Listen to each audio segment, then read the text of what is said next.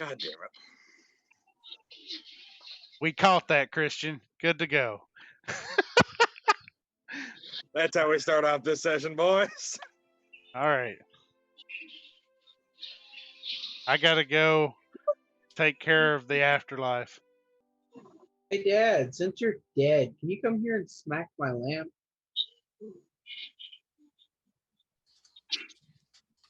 Very interesting phrase to hear. Can you smack my lamp?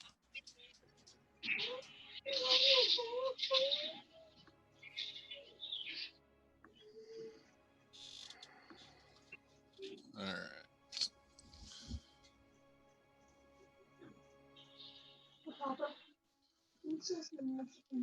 No, it's already. Yeah, no, I've done that a billion times. It Are you? it doesn't stay.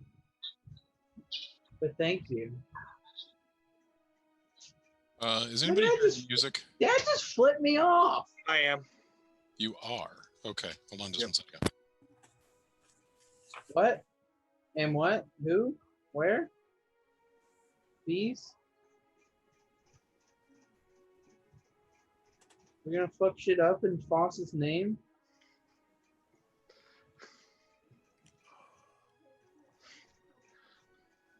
Felix somehow got fireballed. Fuck it. Boom. I had it. I figured it out. I had it going through the wrong thing. Okay.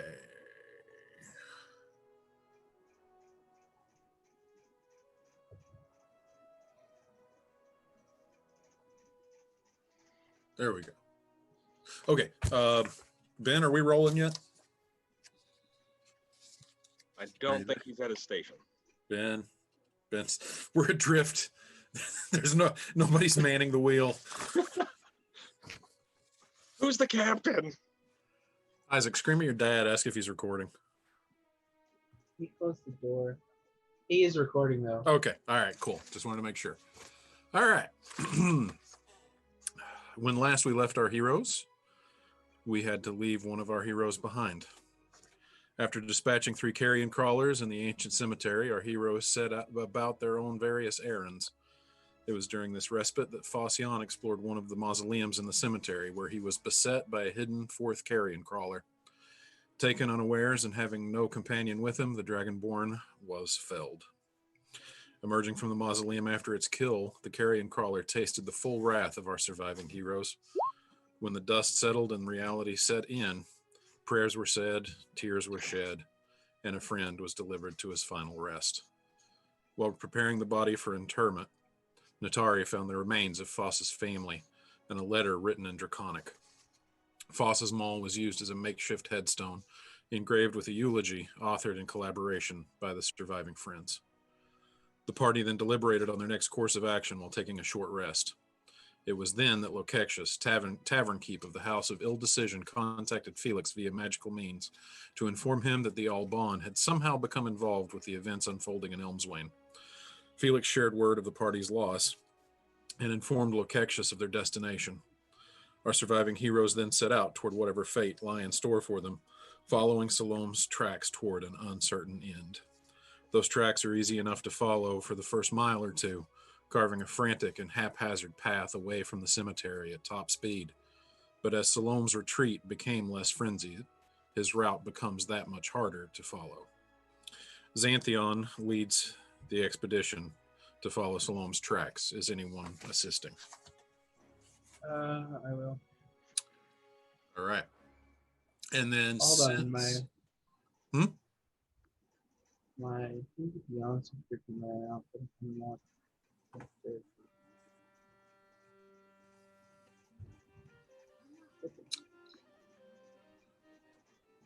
All right. Since Logan can't be here tonight, actually, I will let you, Isaac, take the survival checks on this, and I will have you do them at advantage. Go ahead and make a survival check at advantage.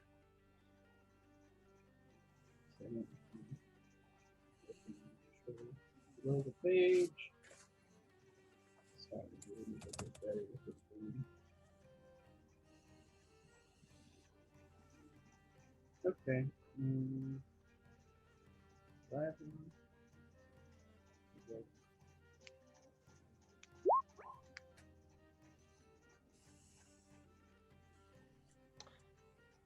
Did Off the to a second good one go start. through? The second one was a 17 total.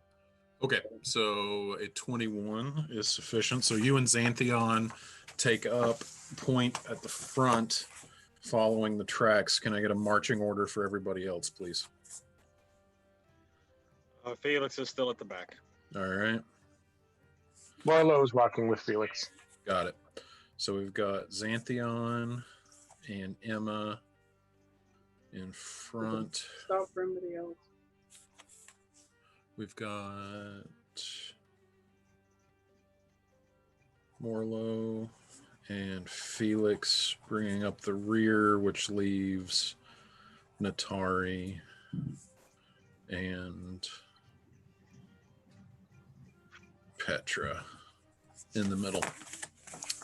Okay, and it is a somewhat quiet and somber experience, unless anybody has anything to say to each other. Let's see here. All right. So the tracks kind of wind their way haphazardly, not following a set direction. It's pretty obvious between Emma, you, and Xantheon. It's pretty obvious that Salome, once he slowed down, and the frantic tracks of his speedy escape from the cemetery, they stretch on for a good mile and a half. He was booking it out of there. And even then it would take random turns, and it would cut north and then cut west and then cut south and then cut north again. He was just kind of going any which way he could, just trying to put distance between him and the cemetery, but obviously does not have any sort of a sense of innate direction. After about a mile and a half, it calms down a bit and just begins a wandering path, seemingly looking for a way back to the road that will lead him back towards Sheridan. So what I want you to do, because these are difficult tracks, we are going to run this as a skill challenge.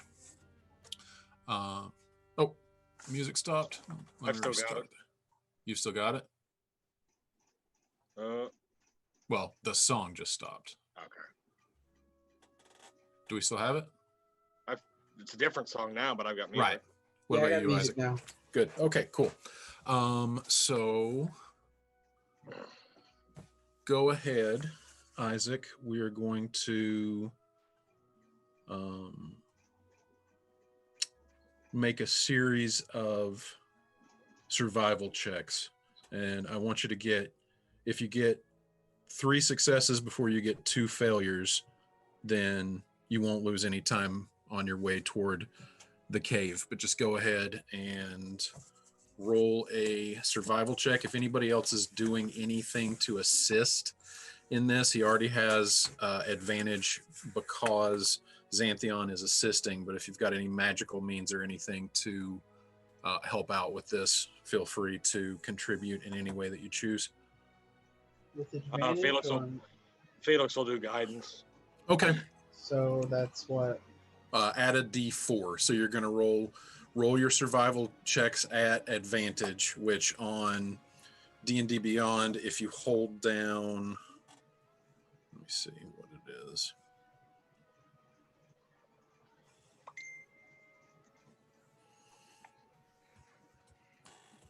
If you hold down the shift button when you click to roll, it'll roll at advantage. You can right click on it too. That was a total of a 24 for that first one. Okay. They're not popping over for some reason, but I'll just take your your word for it. That's weird. Will that one go? I It got didn't go as advantage. Yeah, that's odd. Just, so 24, 23.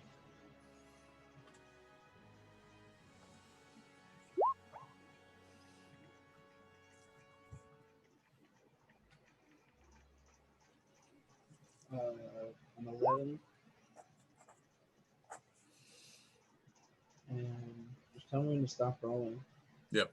So that was a 21 and a 16, a 23 and 11, a 5 and a 17. Okay, that's good. All right.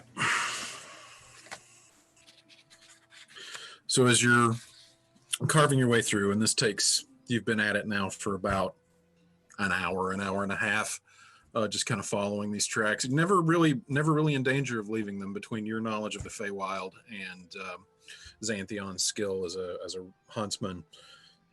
They kind of meander off for a while just because the terrain will become a little bit rocky or particularly like overgrown with tree roots or something that just make it hard to track, but you pick it right back up. And without any difficulty at all, you follow this through as it kind of winds its way through the countryside. You do notice that after, I would say probably after about 45 minutes, maybe an hour of tracking, you do start to pick up other humanoid footprints. It has just been Salome up to this point, and then you just start noticing other sets of footprints, usually in groups of 2 or 3, sometimes in groups of 4 or 5. Do they look recent, like right around the same time, or? Some of them look fresher than Salome's tracks. Some of them look older than Salome's tracks, but they are a relatively constant thing. They will pick up and then they will fall off. They will pick up and then they will fall off. But it just kind of seems like this, although you don't, well, roll me a perception check. Are they tracks from like boots or shoes or feet? Let's see here. Roll me a perception check and then roll me another survival check since you're looking specifically at the tracks to try to discern them now. Not persuasion, perception. Oh, I clicked on Hey, Dad. perception. Oh. Can you please ask to ask Raphael if he wants to play thing? Yep. If you heard that, Scott, Dean's getting on Switch. You can just let Raph know. Okay, so the survival is a natural 20. So yeah, these are definitely barefoot. These are not boot prints. These are footprints, exposed footprints. Okay. Humanoid. Can't really tell which race would have made these, but they're just your average humanoid size footprints. Unshod, so whoever these people are that are making these footprints are just going around barefoot, which it's early in the year to be going around barefoot. It's only late March at this point. Did you ever hit me up with a perception check? I got persuasion and performance. I'm an idiot. So as you are tracking through the I wilderness, just see a P in the skills, and I'm like, click, click. and Emma just starts making a fantastic oratory, a persuasive argument about something very elaborate and showmanshipy. I Before persuade noticing, nature to show me what the tracks are. and you do an amazing job. Yeah, your perception check, there's no signs of civilization out here. You're keeping a pretty good guess on your location. And Xanthion is keeping it noted on the map where you guys are. You're only 2 hours, maybe 2.5 hours west of Sheridan, but I mean, it feels like you're in the middle of nowhere. So where these other tracks are coming from is hard to say. And so you are leading the way through. Are you pointing out the other tracks that you have come across? Yeah, I'm gonna point them out to Okay. Xanthion and everybody else. Okay. So the rest of the group is made aware that there are other people about. Love how you said that. I mean, it's hard to say what they are. I mean, could be elves, could be dwarves, could be any. These could be made by any humanoid races. They definitely look like they're taller than like a gnome or a halfling. I will say that it is. This would be a medium humanoid making these. As you guys are going, Felix, Morlo, what are you guys doing?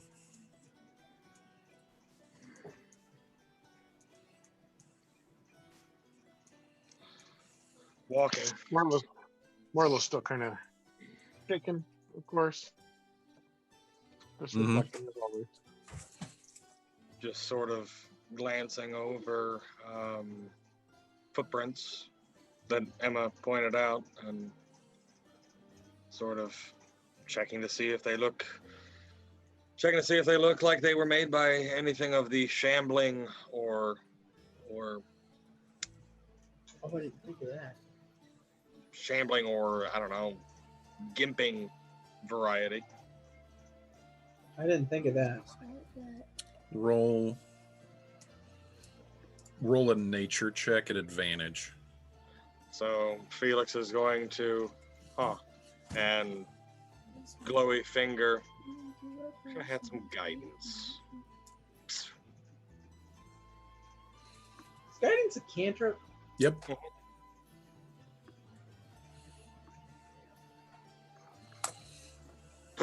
Even with guidance, it's not going to be much.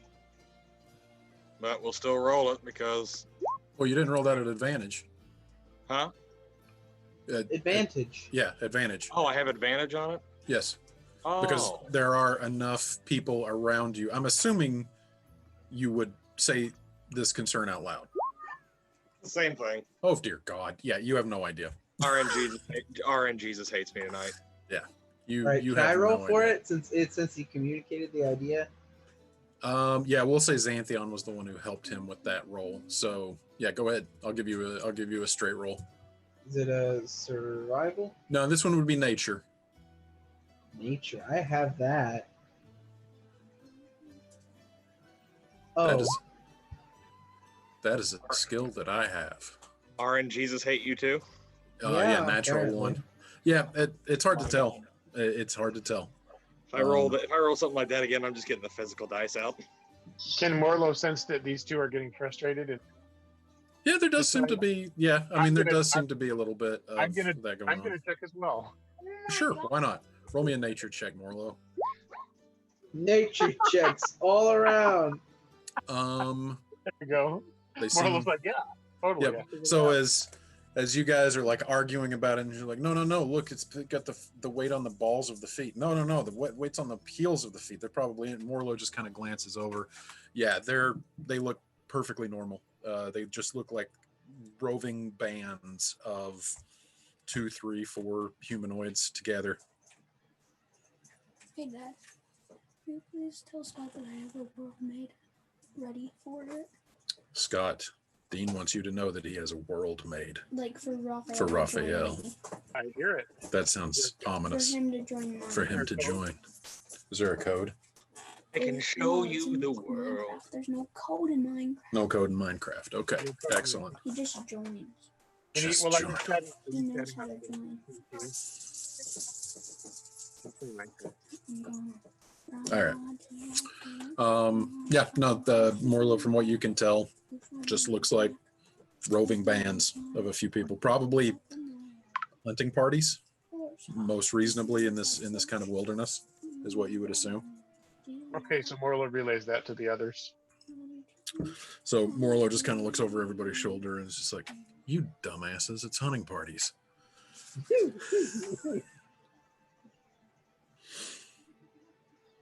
Oh, Round about this time, Felix. Yeah, it's been about an hour since you guys left. No, it's at this point it's been about an hour and a half, pushing 2 hours before you guys have left the cemetery.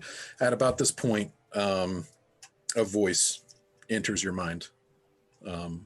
Once again, immediately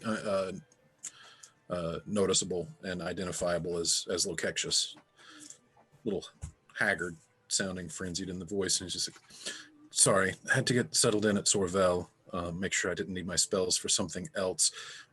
What do you mean you lost one? That's it. That's it. Phocion, the Dragonborn, is no longer with us. He died. Carrion crawlers. Stop. Stop. Dot dot dot dot dash dot dot dot dot. Right. Okay, let me look something up real quick. That's the scariest thing a DM can say. Let me look something up real quick. Oh.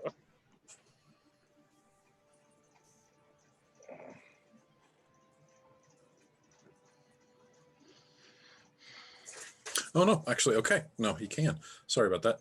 Okay, so you send that reply. A few minutes pass. Well, a few seconds pass, sorry. Voice comes back into your mind. I am so sorry to hear that, brother. It's terrible. I will raise a glass for him tonight. Hopefully we can reconvene soon. Is that just, can he, so he sends, I reply, Yep. he would have to cast the spell again in order to, Yeah, so Yeah. yeah, that's it. That's the third, this is the third time it's happened. You would know with your Arcana. Each one of these was a casting of the sending spell. agreed.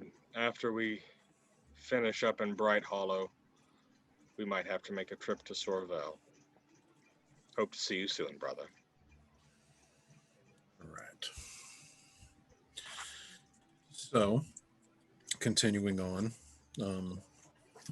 Atari quiet, Xanthion assisting Emma in leading the expedition, Petra quietly fuming to herself. Is Scott tell that Raphael that? Well, he knows. Okay. So you continue following the tracks, and eventually the tracks lead to a rocky, hilly expanse, worthless as farmland and as such spurned by the people of the Amber Vale. If you didn't know you were mere hours from Sheridan, you could swear you were days removed from the nearest outpost. It is a sensation both serene and unnerving. This is a land forgotten.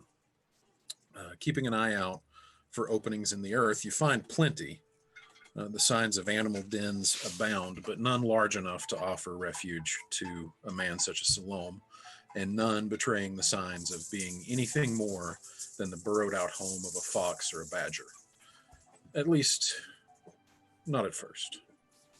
But as you press on into the heart of this seclusion, the ground becomes more uneven, the trees a bit thicker, until you come to a hill somewhat larger than the more gently rolling hills that surround it. More like a dome of earth. Would it be safe to say that it looks like a barrow? That would be an accurate description. I think And we've found it. before long, by following the tracks that have led you this far, you find an opening carved into the hillside, an opening framed in stone.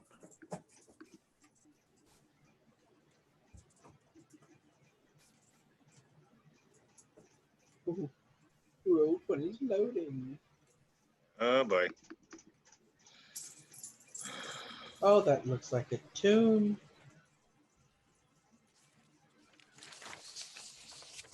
More That Mo. looks. Could you come here a second?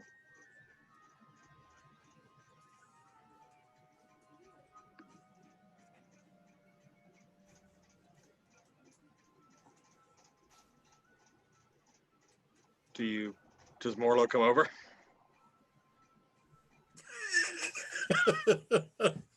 Yes, I'm trying to reload my roll 20 page is not responding at all, so I'm trying to figure it out. Teacher life, right? Got 20 tabs open. None of them are working. It's like a great representation of my mind sometimes. 20 tabs open, none of them are loading. So Felix looks at you, Morlo. Could I see the blade of your... What do you call that? Is that a glaive? Is that Why? a halberd? Oh, glaive. All right. It's been a while since I trained for martial work, and could you lower it down a little bit? I'm not that tall. Sorry. Why? Well, here, I just want to do a little trick. Do you lower it down?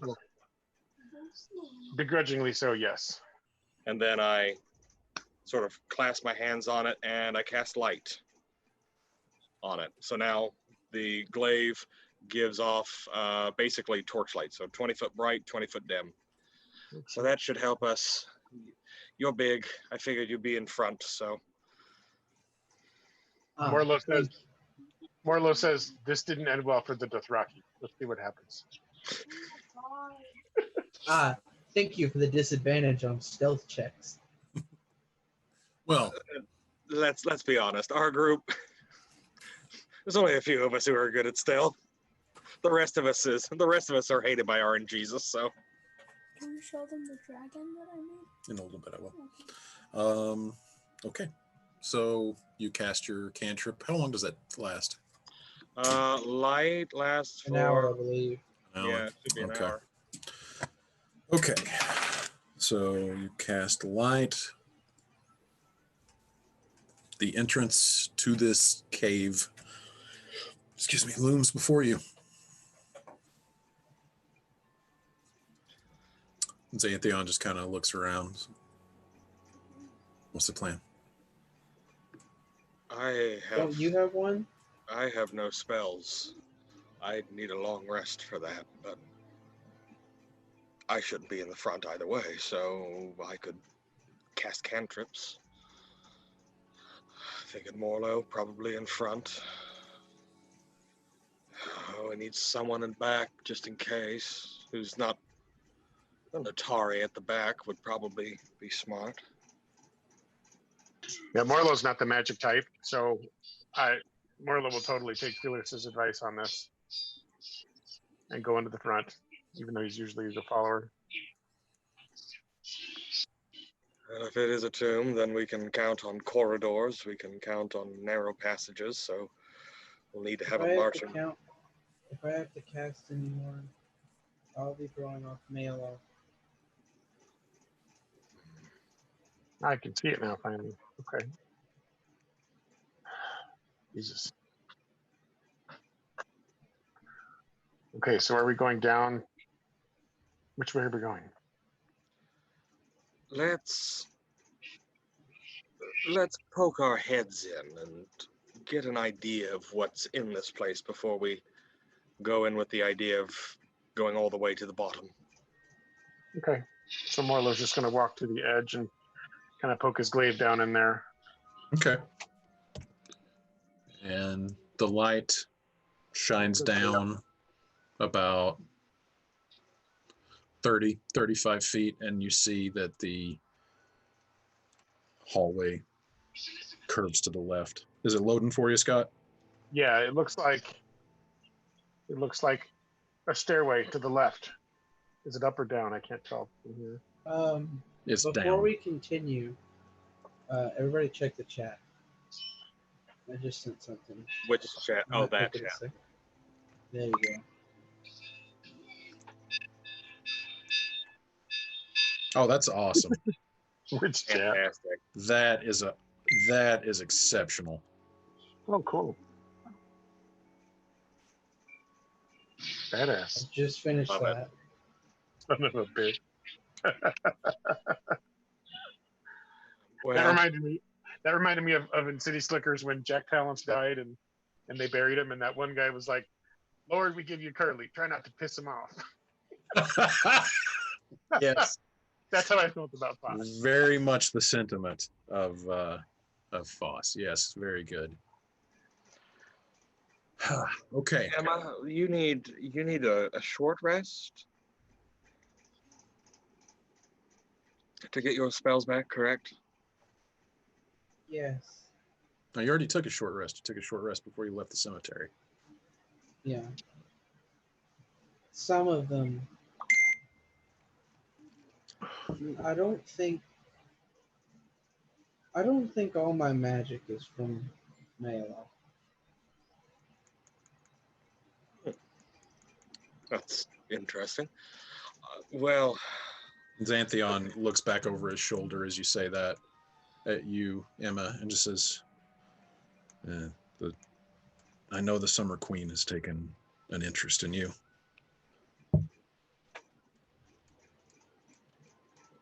He just kind of shrugs.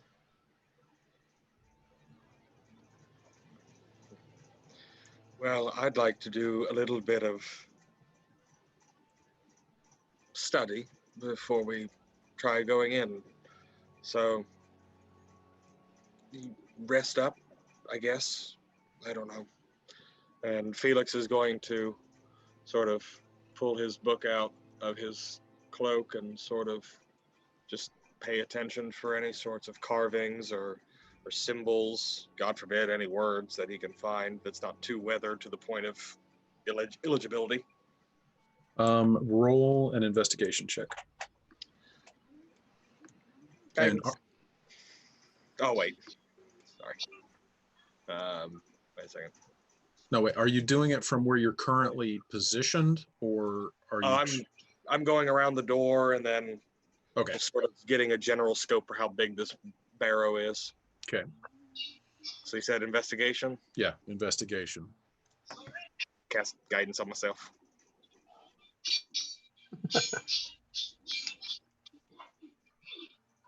Oh, that's better. Then, And then give me your D4. yep. 16. Okay, so as you're examining, it looks very much like the entrance to a cave. The barrow probably rises 10, 12 feet in the air. It's a pretty decent mound, and probably in its entire diameter is a good 70 or 80 feet in diameter. Okay. Excuse me. The opening just looks like a cave, just like kind of like rough stone hewn. But then as you get up to it and you start looking at it a little bit more closely with your eye for detail and with what you have studied, it actually becomes apparent that this opening was, at least at one point, hand hewn. And as you're examining it, you notice, while it is very fractured, it is very crumbled, weathered by age, it looks like, and especially around the bottom of the mouth of the cave by your boots, you're seeing what you think might be crumbled marble, very old, very dirty, so easily mistakable as just a regular stone. But then as you're examining this, you notice there are definite intentional imprints in this rock face that frames the rough, relatively domed opening, just a rounded opening. As you look at it, it looks like there were carvings here at one point, handmade carvings. Far too weathered to discern what they say now. But this definitely betrays the hand of a craftsman, just given to excessive age and exposure to the elements.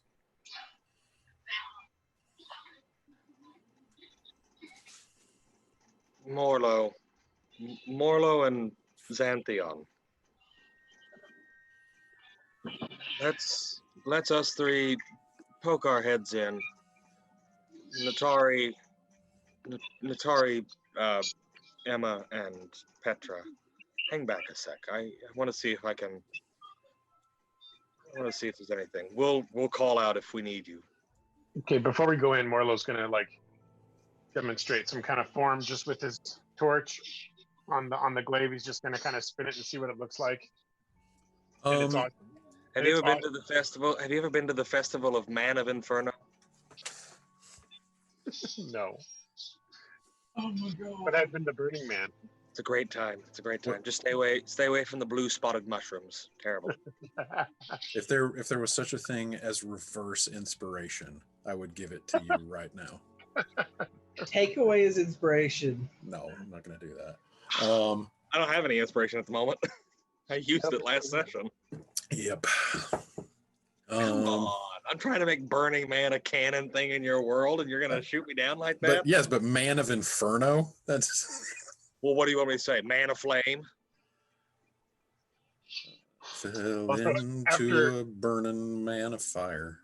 After Murlo does that, he kind of nods because it's pretty cool what he does with the flame, and pokes the glaive into the darkness and follows. All right. So, Morlo, you'll go in front of me. Xantheon, you have dark vision, and you're stealthier. Morlo, get back here, please. What? What? How are you going? Well, we'll send Xantheon in first to scout out, and then if he needs help, he'll call. You have the light, so we can see. Ugh. Okay. Ugh. many ti- Logic. How many times has Morlo made that sound around this party?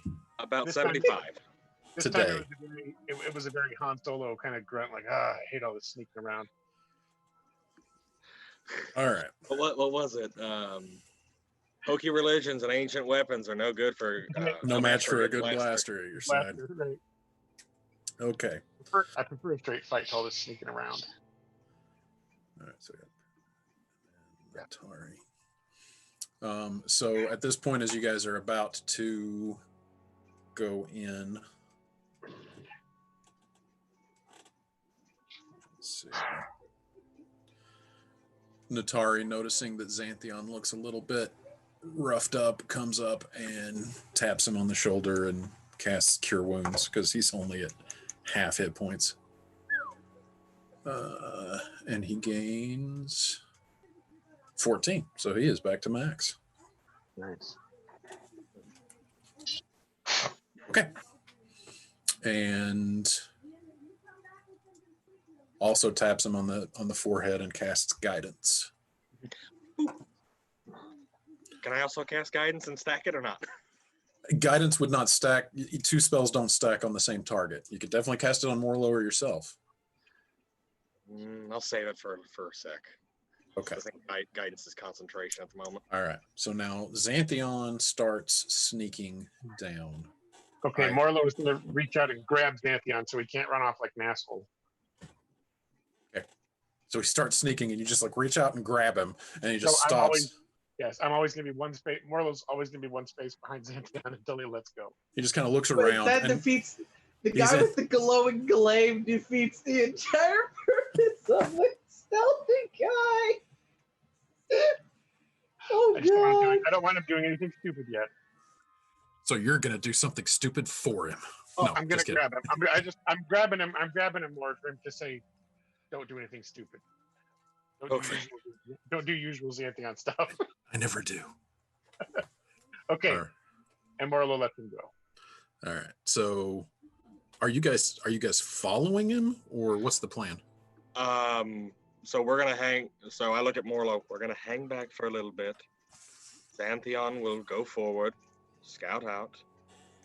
If he sees anything, he'll come back and tell us. If he sees nothing, he'll come back and tell us, and then we can go in.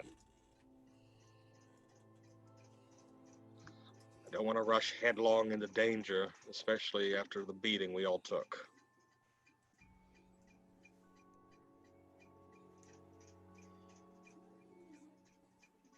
Xantheon, does that sound good? Do you have any? He's already down the hallway. Sweet. Turn around. Oh, okay. Well, that's done. And as soon as he steps into that spot, Xantheon puts his hand up. And then he starts getting his bow and drawing an arrow. Do I see this? Yep. And he backs away. Back away, Morlo, back away. you want me to roll stealth to whisper that? No, it's okay.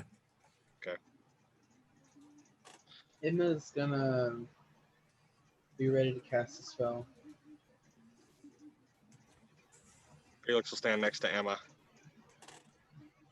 just sort of keeping not hand on shoulder, but keeping a hand out, hand up, readying firebolt for anything that looks antagonistic. All right. As we get So to the entrance, Marlo's going to grab Xanthion. What did you see? there's there's a chamber. Goes down the stairs, opens up into a room. It's probably about, I don't know, like 30 feet wide, and there's somebody in there, a bunch of somebodies. Did you? What kind Could of you- somebody? Just, I don't know. They look like, I think they were human. I couldn't really tell. No light source? No, Nothing? it is pitch black in there. All right, so we have nothing else to go on. I'm Probably going undead. to. I'm gonna scoop up a pebble, and I'm gonna cast 2 spells. Alright, I'm gonna scoop up 3 pebbles actually, or just a handful. I want to cast light on all the pebbles, and then magic stone on 3 of them. Okay. Stone. I don't remember that one.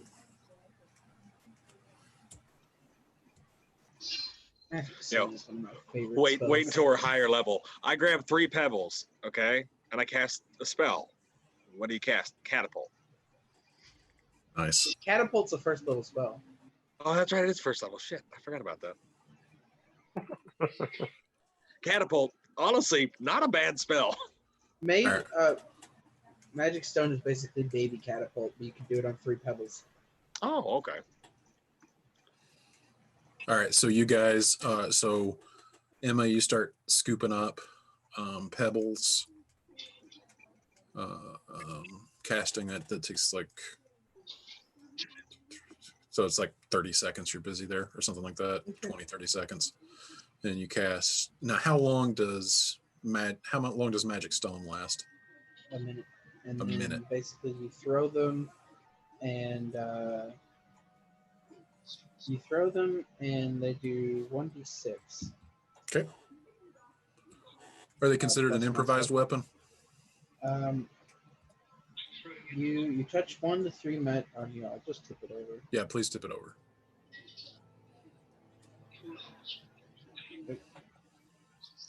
Magic stone, cast on.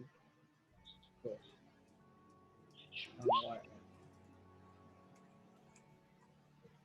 No, not what I wanted. Why am I having so much trouble with the UPN? Display in BTT. There we go. Make a ranged spell attack. Okay, got it. So I guess But if it still uses my spellcasting modifier. your spellcasting ability modifier. Okay.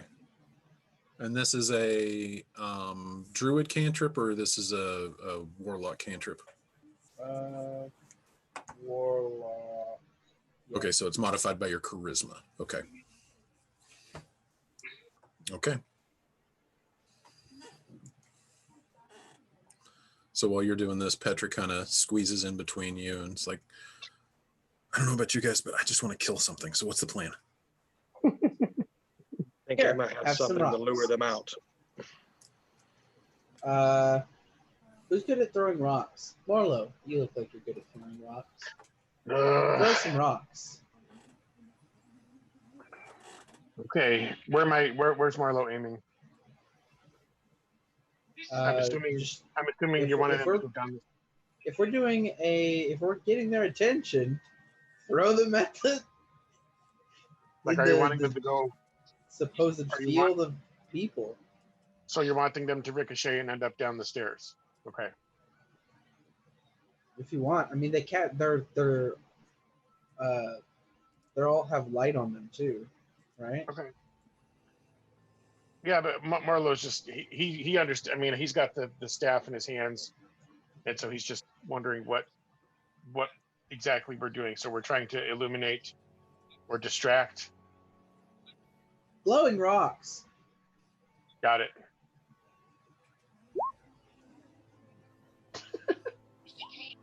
All right, so you just toss one down there. Easy enough to do, and that is going to give you guys some light. So let me get that represented. It's 20 and 20, right? For 20 light, bright, yeah. 20 dim. 20 bright, Okay. 20 dim.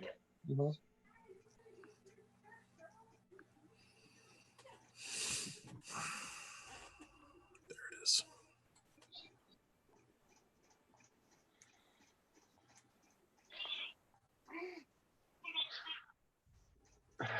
Now, was that just one rock, or was that all the rocks? Those are I assume you just threw one. Okay, 'cause I can throw the others as well. So you throw it down, just kind of into the darkness, which the darkness is cast aside by this glowing rock that comes to rest at the far end of the hallway. And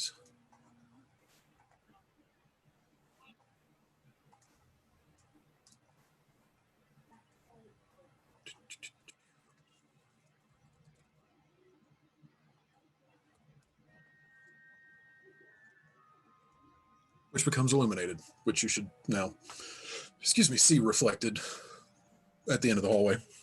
Yeah. I'm just gonna wait now and see if any of the people come out.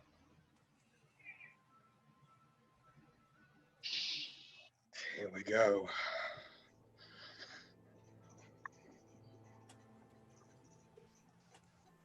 Okay, so Time passes.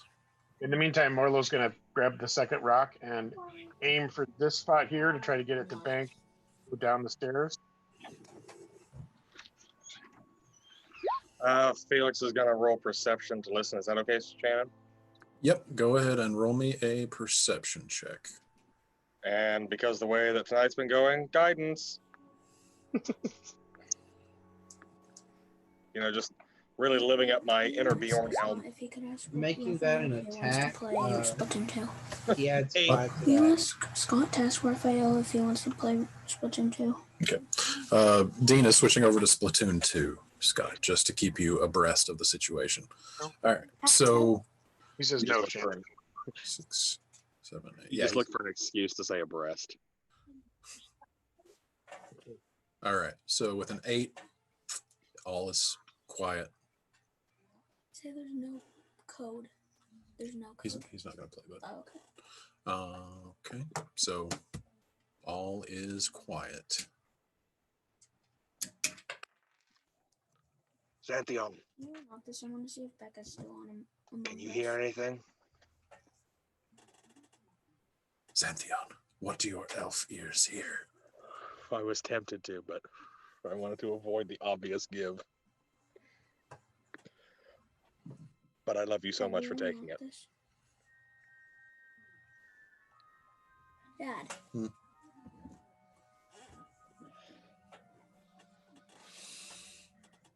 Uh-oh. Yeah, I like that. Yeah, I just saw that. I was like, uh-oh. Xanthion's like, there's one at the end of the hallway.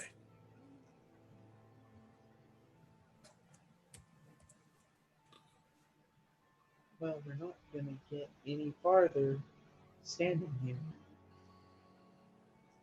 Okay, it's gone. Oh, Hmm. maybe it doesn't like light. Maybe we can just walk around with some glowing rocks and they'll stay away.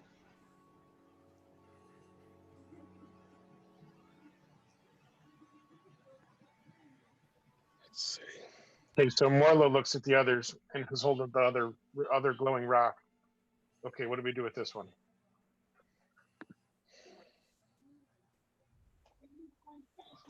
Go in. So Xanthion readies his bow and he says, we're going in? Hang on a second. And Felix is just going to yell into the tunnel. Come out and face us.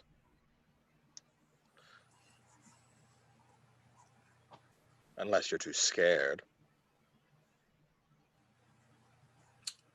Roll an intimidation check.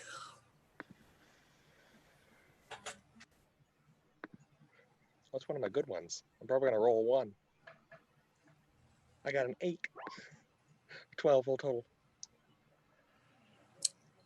It's quiet. That really scared the shit out of him. Innocent taking a step forward, stepping over here to get a better angle at it. Okay. Roll a. Actually, no, from that angle, you have nothing. You don't have line of sight on anything. You just can see. If nobody says anything, Emma's just gonna Oh, keep bloody going. hell. That's it. Is that Emma going in now?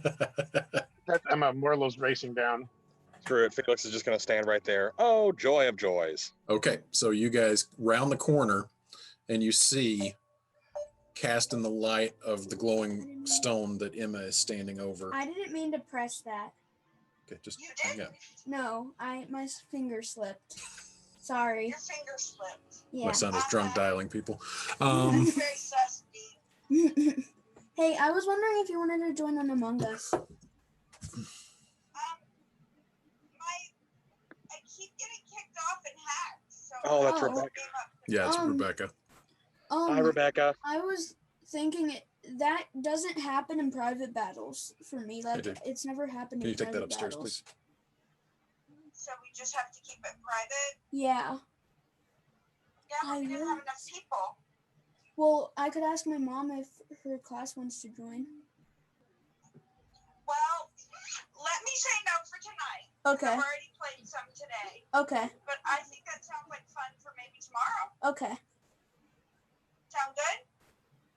Yeah. All right. Bye. Bye. Raphael will play tomorrow again too. Raphael's going to play tomorrow too. But Okay. Yeah, he had fun. okay, so you guys round the corner from the light of the stone that is now sitting kind of basically at Emma's feet. You see two men standing on the sides of what seems to be a cold brazier that takes up the middle 10 feet of the room. Just a huge stone basin, looking to be a brazier for fire. You just stand on either side of it. Roll all three of you roll a perception check. Guidance? No, because okay. this is the I don't see shit. this is basically it. As you're coming around the corner, this is your immediate And impression. My eyes are still adjusting. can I take another rock? Also, you might want to put light on Emma because she's still holding like half a handful of glowing rocks. You got it. Can Morlo shout out, "You two assholes just standing around here in the dark"? Nice. He's got a. All right, hold on just 1 second. There you go. Emma, you've got light now. Does the glaive have it? Yes. The glaive has it. Okay. All right, so I need Initiative. everyone to roll initiative, please. For the love of all things dear, sweet, and holy. Okay, How many getting the physical dice. how many batches of mage stone did I get together, Shannon? How many batches of, you mean, How many Magic groups stone? of 3 of magic stone? Yeah. you only said you were casting it once. You said you were casting light 3 times and then magic stone on 3 pebbles. So you've got 3 non-glowing rocks that have magic stone cast on them, and then you have 3 separate rocks that have light. Okay.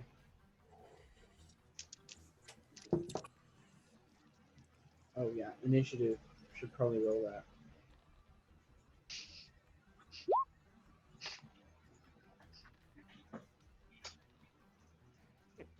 Time for me, I guess. Have those on hand.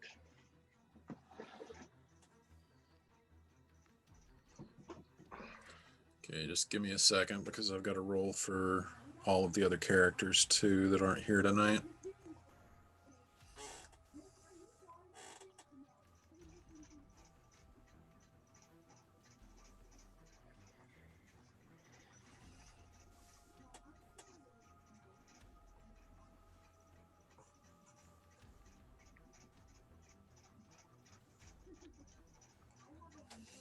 All right, so we'll put Natari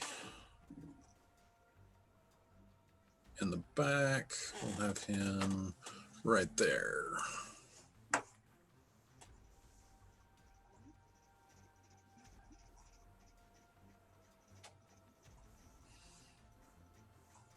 Petra.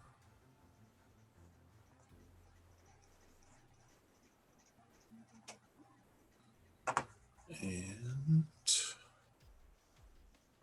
last but not least, Xanthion.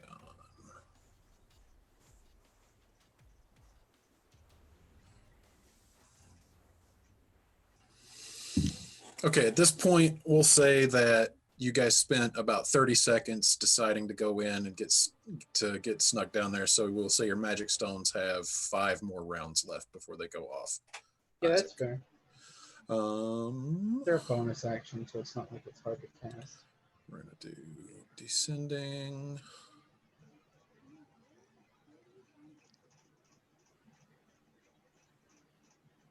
I'm gonna say Morlo has one of the stones.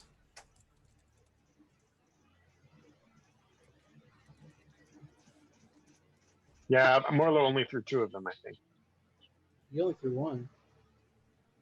Now that was one of the ones with light on it, right? Okay. Yeah, he threw one with light. I was gonna say she gave him one with. Yeah. Okay. So yeah, we'll say that he has 1 magic stone. Oh, I need a gun. I need a weapon. Hey guys. How did Morlo roll a 1? Do you have no initiative? My initiative, I always roll shit for initiative. I know, but do you have, is your dexterity modifier 0? +0, yeah. Oh, okay. Wow. Okay. I always roll shit for initiative. All right. So top of the round, Natari is up and he will get to right there and hold. Let me see what is.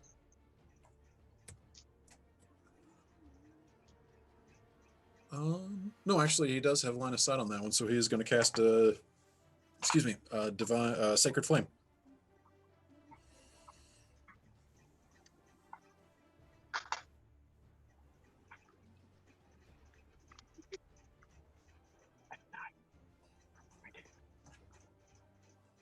And that is a DC 13 saving throw. And that is a failure. Yes. Actually, Yes, 2 Isaac. questions.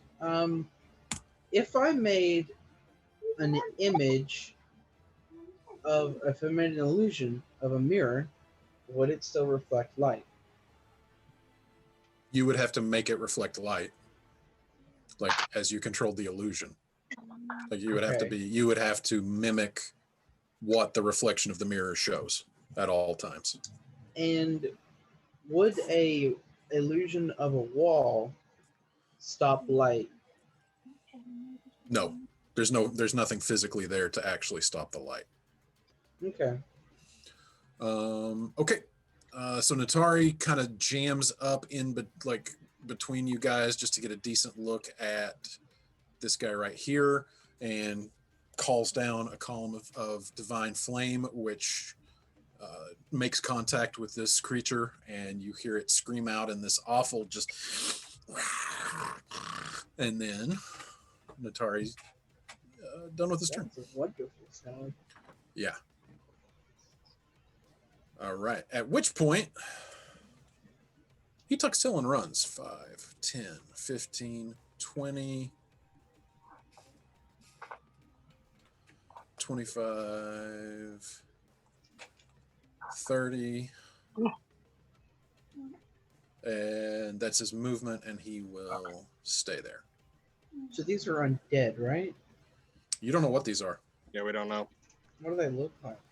I didn't really. Yeah, that with that perception check, you can't tell much about them.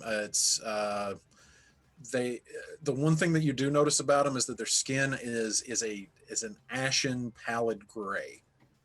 Oh wow, we all rolled garbage perception for that. You sure did. All right, so Petra will 5, 15, 20, and will throw her boomerang.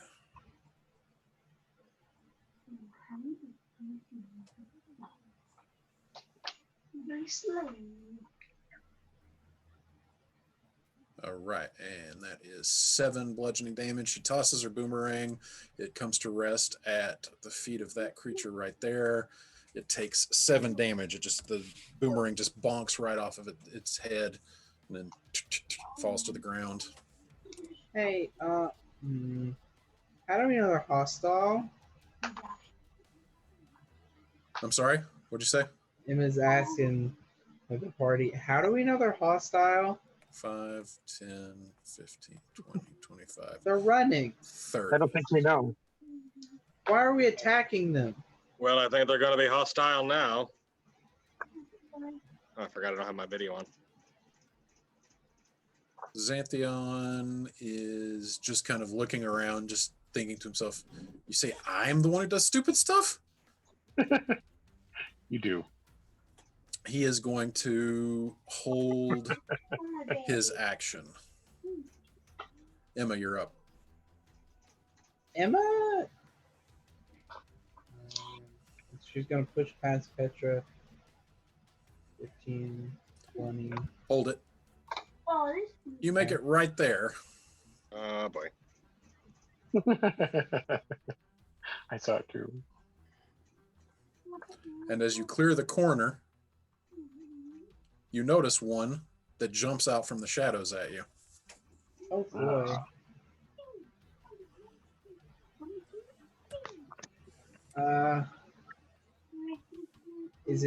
What's your armor class? Oh yeah. 13. Emma, what's your armor class? 13. 13. It just hits you.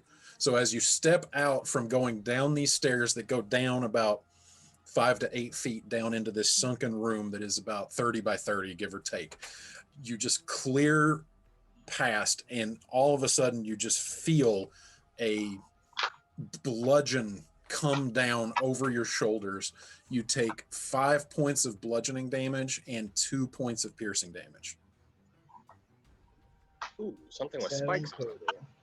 The rest of you just see what looks like just this giant leather wrapped club with these what look like fangs sticking out from the leather wrapping, just swipe down out of the darkness from just past this corner and just clobber Emma basically over the shoulders.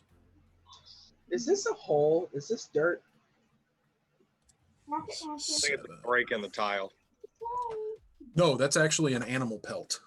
Okay. Oh, I'm guessing that's what these oh, are. now I see it. Yeah, now All I see right, it. so that is its reaction because it was holding its attack. Okay, you can continue with your movement. And I still have my action. Yeah, you still have your action. Okay.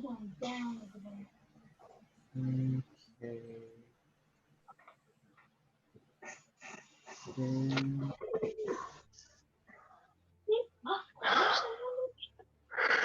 It's a great time to be a tiefling and have hell to do. Oh yeah, it would. Emma's going to turn and go, "You idiot!" in vicious mockery. Okay.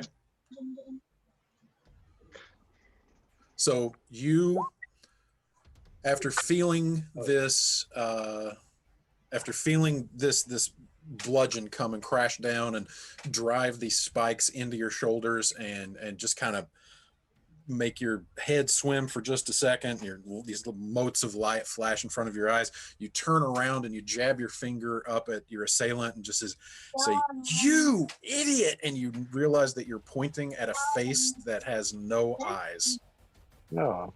There is just where the orbital bones are, where the eye socket should be, just stretched whole gray skin. It reminds Nose, me of mouth. like, what is it? The Falmer? Yeah, the Falmer in Skyrim. Mm-hmm. Is it kind of like that, Shannon? I immediately thought of the grave or the groundskeeper in Witcher 3.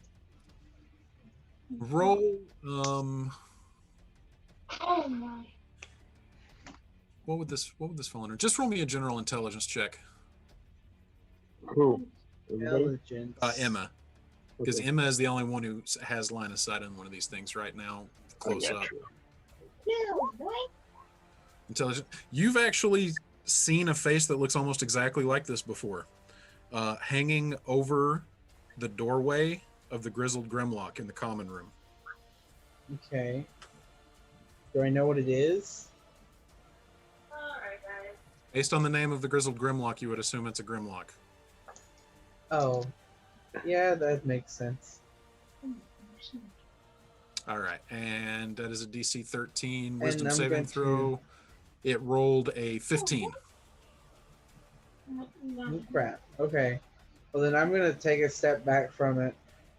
And as you take a step back, Act of opportunity. no, because it used its reaction Yeah, because it was I holding its can't. attack. Oh, the fourth one.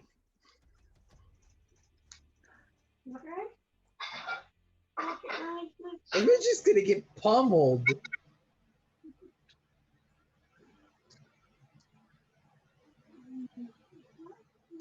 Oh my god, yeah, hang on.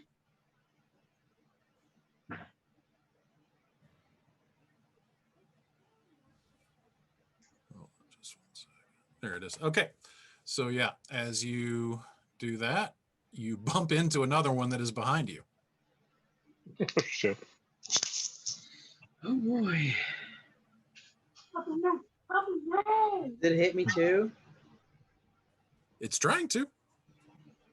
That's interesting. I have a suggestion.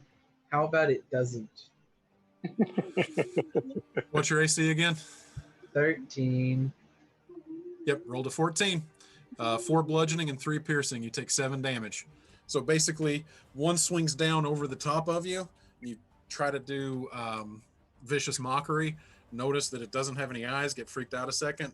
Take a step back. Just as time for another one of these spiked clubs to come down right over your head. God! Ouch. Let me think here. Does that 5, 10, 15, 20, 25? That's your movement, and you've already taken an action. Yeah. I'm gonna, just to use my bonus action, use Magic Stone on the 3 more pebbles. Got it. Easy enough to do. Great. Movie. Come here.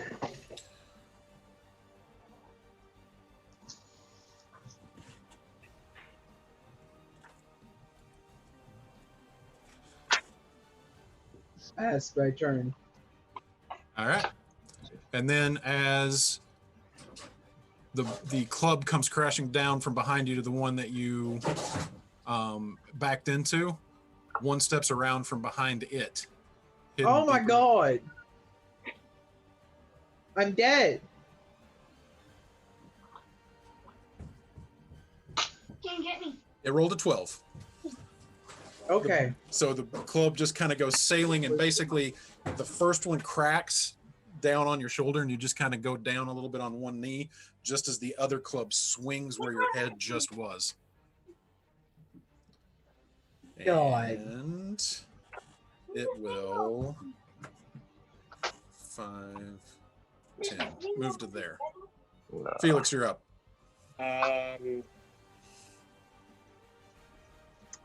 Felix is going to give up his turn in initiative to give it to Morlo to go last. So Felix is going to pat Morlo on the back. Go, go, go! All right. So, what are you actually doing? Are you holding an action? What are you doing? Because you can't just swap places in initiative order. Yeah. So you can hold an action and then just forego the rest of your turn. But I need to know what you're holding. Shit. Well, damn it. I was saying. Fuck. No, screw it. I love the sentiment, though. All right. Well, gonna regret this one in the morning. All right. 10, 15. JFK. Move. There we go. Oh, this looks bad. Whoa. Yeah. Okay. Radiant flame. Or sacred flame. Damn it. Can't think.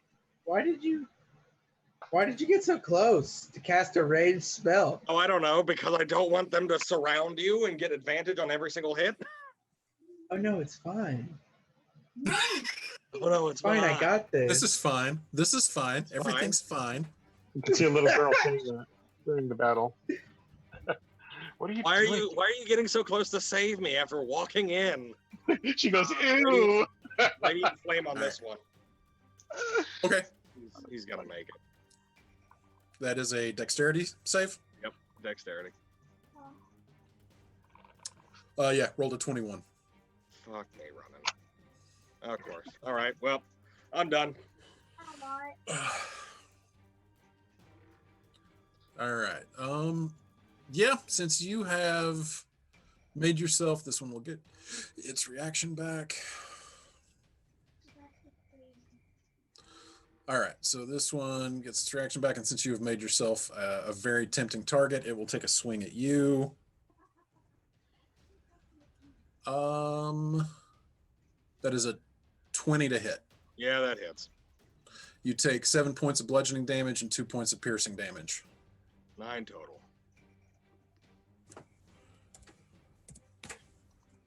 All right. Whoa, what the fucking hell? Make sure that's right, because, okay, that was right. Sorry. Roll 20 just stopped working, and then it just quickly did everything all at once. I just actually had the same thing happen, so I think that's probably a server hiccup. This guy likes his tactical position on you, so he's going to stay where he is. Morlo, you're up. Okay, can Morlo move through Emma? Yes. Okay, so Morlo's going to go 5, 10, 15 there Okay. and take a glaive attack on this one. Okay, go ahead and roll.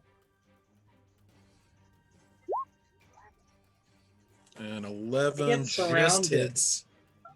I get surrounded, and then none of my allies are right next to me, so I'm like, oh, cool. I can use a Marlo's gonna fancy AoE. Morlo's going to use Action Surge to hit the other one. Okay. Do I have to roll 13. damage on both of those? It automatically rolled it. 9 on the They're first fine. one, 13 on I the see it. second one. I see In it. one gigantic swing of your glaive just over your head in a twisting arc, 2 of these creatures' heads just go roll. Attaboy, Morlo. 2 out of 3 ain't bad. So Morlo just rushes in and drops 2 of them. Top of the round. Natari. 5. Actually, Good to know they 5. don't have that 2, many hit points. 15. Yeah, exactly. Well, that other one doesn't. Are they all Grimlocks? These all look the same. Okay, Yeah. because I mean, they're tokens. they don't. I mean, that I don't want to make that sound racist. They don't all look exactly the same, but they are all obviously the same creature. They're dressed differently. Yeah. Well, and they have slightly different features. You know. I mean, let's. I got you. Not all Grimlocks look the same, Scott. Come on. Well, to turtles they do. I love you guys so much. All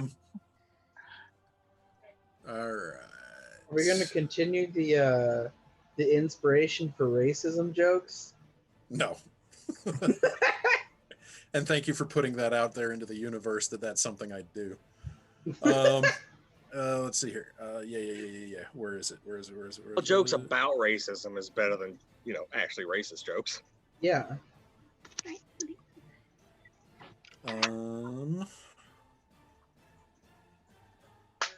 Emma, you regain 13 hit points.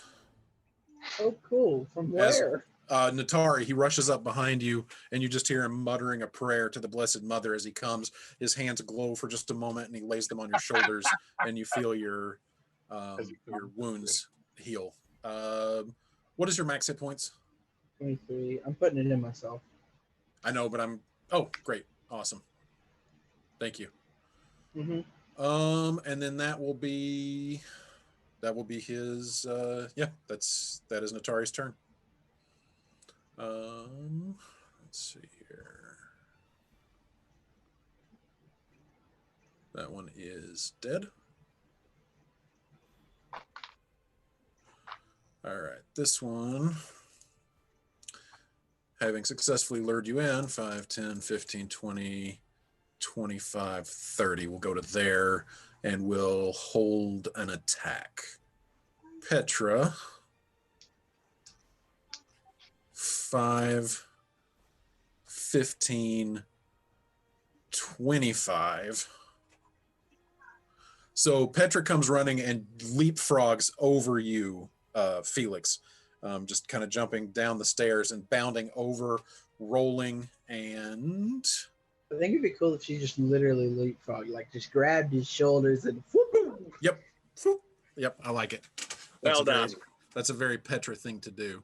And she, as in midair, pulls her rapier from its sheath and still How tall is this cavern?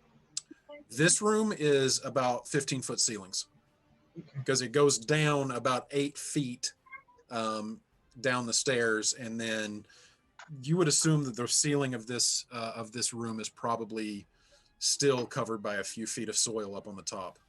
Mm-hmm. All right, rapier attack. It's a 19 that hits, 12 points of damage, and runs this creature through where the eye socket should be, out the back of the head. It kind of shudders for a second and then pulls the rapier out in a spray of dark, viscous blood, and you hear Petra scream, "That was for fuss, you asshole!"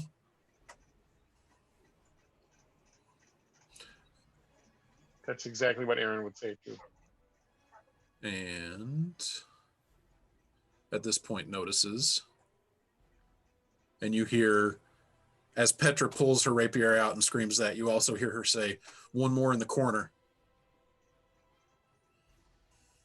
and communicates that to the rest of the group. Oh, great. This one also will rejoin, 5, 10, 15, 20. We'll go around for, not going toward Morlo. It just saw Morlo just take 2 down with 1 swipe. 25, 30, and we'll hold an action there. Oh, actually, that reminds me, because that one was holding an action too. So that Grimlock was holding an attack, so it should actually get an attack on Petra as soon as she comes in range.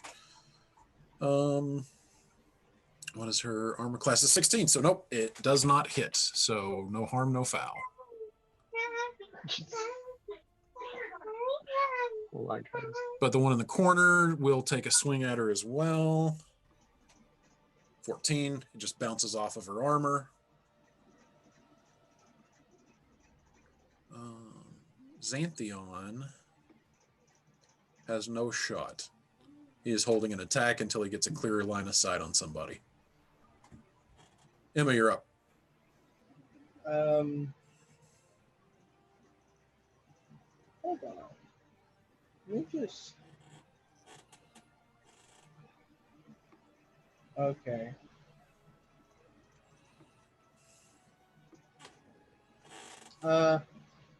Emma is going to step over here on top of this guy and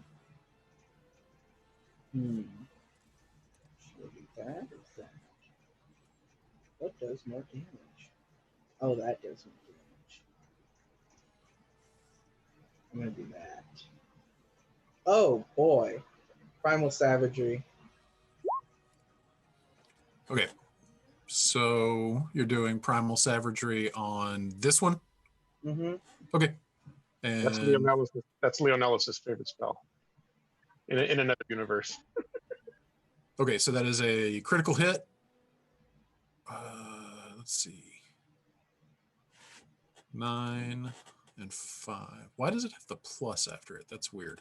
I don't know. Okay, because it should just do a D10, right? Yeah, it did a D10. And then another D10 for the crit. So you do 14 Mhm. points of damage. So what does Primal Savagery do again? Is this the one that kind of gives you like a bestial form for just a second? Yeah, and Okay. Modifies your current form. You kind of go full Bilbo in Rivendell. Yeah, Yeah, that's, basically. it's what she did when Right, you didn't actually attack Xanthion, but yeah, I thought this was the same spell. So you guys just watch as all of a sudden Emma just kind of turns into this little horrific gremlin looking thing and just swipes two suddenly very sharp claws across the chest of this Grimlock that is next to Felix, and it just burns and bubbles, and in just a spray of blood, you basically just kind of rip open its rib cage and separate it and spread its innards all over the place, and it just kind of melts into a puddle of goo at your feet, screaming as it goes. All right. Any movement, or are you done? I'm going to Badass. step past Petra. And actually, no, I'm not going to do that. Okay. No, actually, I'm going to stand up here, like on top of the body, and look at this one. Mm-hmm. And try. Can I do a roll intimidation, or does that take an action? Yeah, I'm going to say you'll get the intimidation attempt just by looking at it. So yeah, go ahead. I mean, you just literally ripped its ribcage open, but you're still a child, so. Yeah. All right, Felix, you're up. Toll the Dead. Which one? The one in the corner. Okay. Is that a? That is a wisdom saving throw. And what's your spell save DC? 14. Jesus, I rolled a 17. And it has a really crappy wisdom, but it's fuck's just. sake. Yeah. Okay. Yep, one of those nights. Great. Okay. So there you go. The one you're standing on is dead, right, Emma? Yeah. Morlo, you're up. Okay. Morlo. Fuck me, I can't fucking do anything. I know you can hear me, damn it. I just don't want the camera to see me. All I've done is cantrips. That's funny. I love you, Christian. Morlo's going to come over. I can stand on that one, right? Right. Those, yeah, it's difficult terrain, but that's 10, 20. That's taking 20 feet of your movement. Yep. And I'm just going to use the old glaive on that guy. All right. 16 hits. You just kind of step forward, stepping over the body of its fallen comrade, and just drive your glaive up into its chest so that its feet actually leave the ground for just a moment, and its eyes kind of roll back in its head, and you just slam it down into the ground, and off the edge of your glaive, it is dead.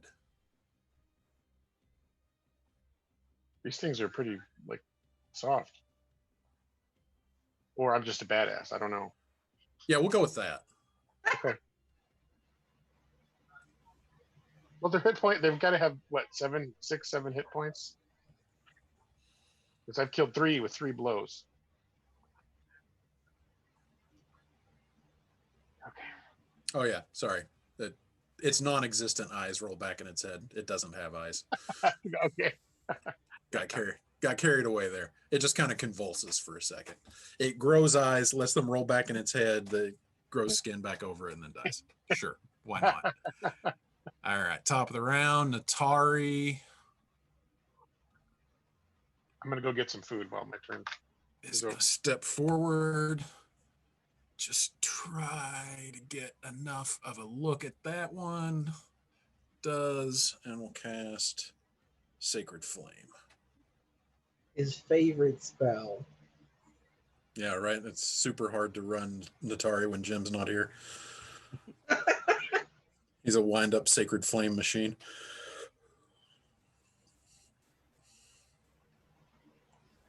I don't know. I think my favorite thing about whenever he casts Sacred Flame is he's like, I'm gonna cast and he does this for like a minute. Sacred Flame. He's really chewing it over, man. All right. Is that one? That one is dead. All right. Petra will now take another slice with her rapier.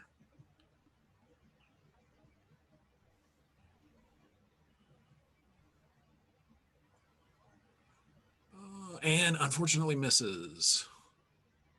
So the Grimlock ducks under. That one's dead. This one. Let's see. Which one is it going to attack? It'll attack you, Emma. Okay. That's fine. That's fine. Everything's fine. It's a 24 to hit. You take 4 bludgeoning, 4 piercing. That's absolutely fine. I am A-okay with that. All right.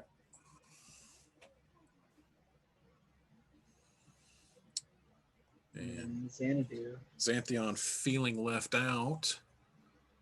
5, 10, 15, 20. Yeah, sure. Why not? He's going to do something stupid.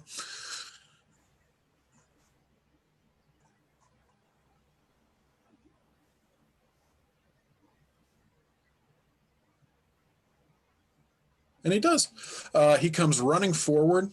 He jumps off of the top of the stairs so that he comes sailing into the room above the heads of Felix and Emma. And while in midair before he falls, he shoots an arrow. The arrow sails the downward arc through this thing's skull and pins it to the side of the wall of the room. What? And then an acrobatics check to see if he lands on his butt. Nope. And he just sticks the landing. That would have been great if he just...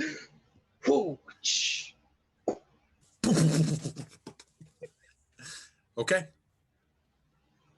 The threat has been dispatched.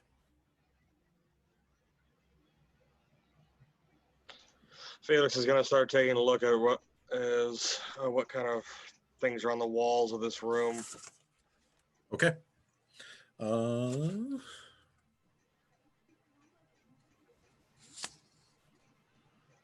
Emma just kind of wipes the blood off her hands.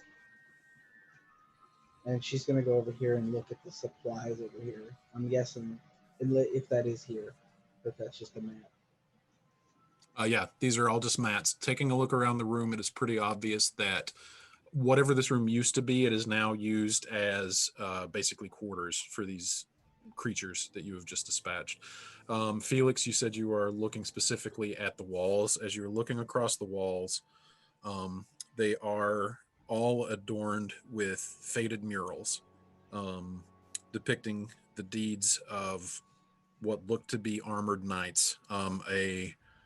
A detachment of 7 knights, 6 wearing identical armor, and the 7th wearing an armor that, while this is faded, you can tell that it was a brilliant blue.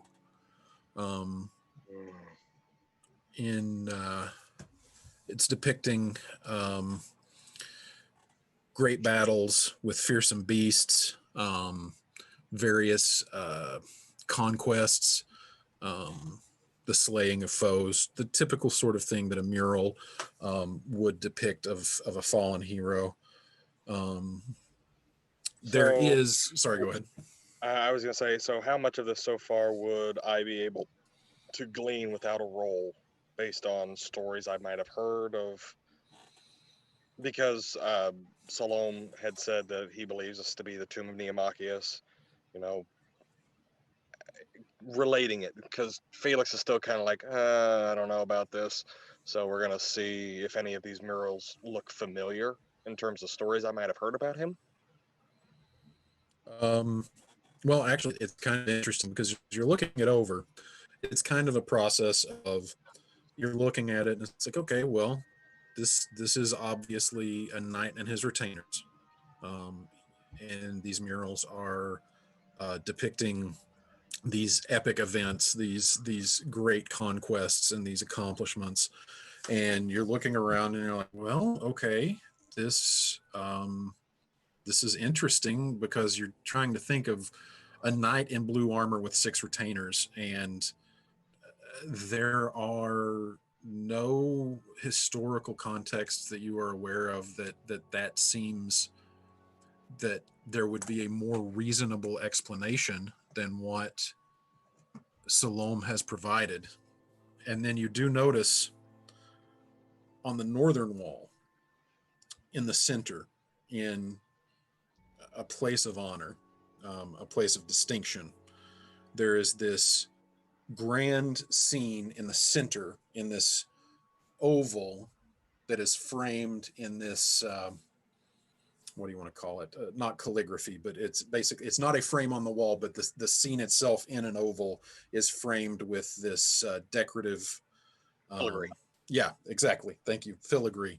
And it shows a forest scene, and it shows the 6 retainers in the identical armor kneeling to the side, and in front of them, the blue armored knight also kneeling with a sword out, holding it down into the ground in front of him with his head bowed against the hilt. And in front of them, a figure stands, faded beyond the point of recognition, but beneath that, beneath each of the figures is a, for lack of a better word, a caption drawn in the form of a flag or a banner. Only 2 figures have banners. Roll another History? investigation check. This is to decipher the writing. Guidance. Of course.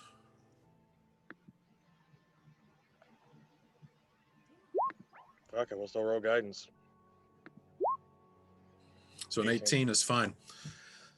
It's very faded. All of this is very faded, and it's kind of piecemeal, just trying to put it together, and just see, because it's splotchy, and obviously there have been scrapes on the wall, and parts of this has been just rubbed away from this area being used as a living quarters, and so it's hard to tell. But after you examine it for a while, you are relatively certain that the label underneath the blue armored knight does indeed say Neomachius, at least in as much that it starts with a capital N, looks to be about the correct length, and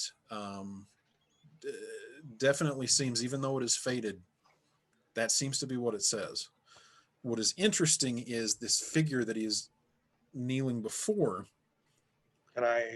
Would it be reasonable to assume that I know who that is based on the stories of Neomachius? Yes, you are, of course, assuming that this would be, although it is faded and rubbed away to the point where you can just barely tell that at one point there was the image of a person standing there.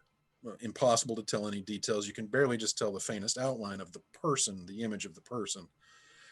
But underneath, the caption on the banner is more legible than Neomachius beside it, and you make out, after examining it for a few seconds, the words Argia Amictus.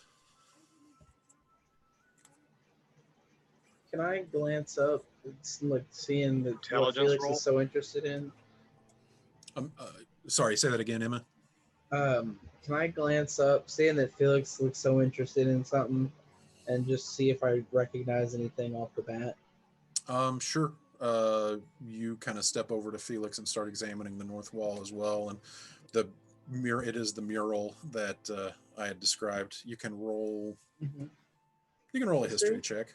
Yeah, and yes, Christian, roll a history check to see if the name means anything to you. Emma, Guidance again. Yeah, sure. that would make Yeah. sense. I mean, I will use the. Oh my God! No, not even gonna worry about it now. the name isn't familiar.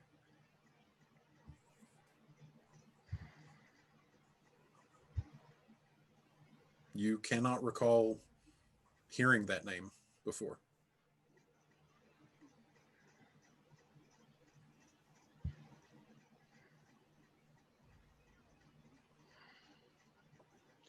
I look over to the brazier. Is there anything in it that can ignite? Yes, it a little bit of remnants of wood. It looks like, while these creatures obviously couldn't see because they lack eyes, it does appear that they probably burned fuel in this brazier through the cold months for warmth. Firebolt. Tiny little fire, just from what little remains of combustible material are still in there. These the Grimlocks, they were wearing just like loincloths and stuff. They don't Yep. have any loot. Nope. Actually, Shannon, can I just realized, favored by the gods. Oh shit! No, wait a second. That may not be a skill check. That is not a skill check. It's a saving throw. Of course it is. Oh, fucking course it is. At this point, Petra walks over and just says, something bothering you there, big guy? You seem a little tense. That's a word for it. This might actually be the tomb of Neomachius. So I don't know who that is, but if you seem interested, I think I'm interested. Do I recognize the name? Long story short. Oops, sorry. No, Emma, you've never heard it before. Long story Who's short, Neomachius? Petra. Long story short, he was a fabled warrior about the time of the ancient hero king, back in the days when everyone was immortal. Oh, this is big. Felix is doing whatever he can to scribble down a rough rendering of the mural and the name, because he's being a fucking idiot right now. And you do notice that the four corners of the room do have statues posted in the corners, all staring into the middle toward the brazier. And they do appear to be very old carved relief statues of knights militant standing at attention with swords held down toward the ground. The style of armor is very old, definitely appropriate to the style of armor that would have been worn probably right around the time of the riveting. Now, keep in mind, armor trends don't change dramatically over the years, but the time frame seems to line up.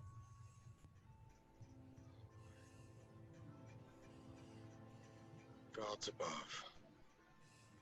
We need to be careful. I look over to Petro. We need to be exceedingly careful. Well, I'm always careful.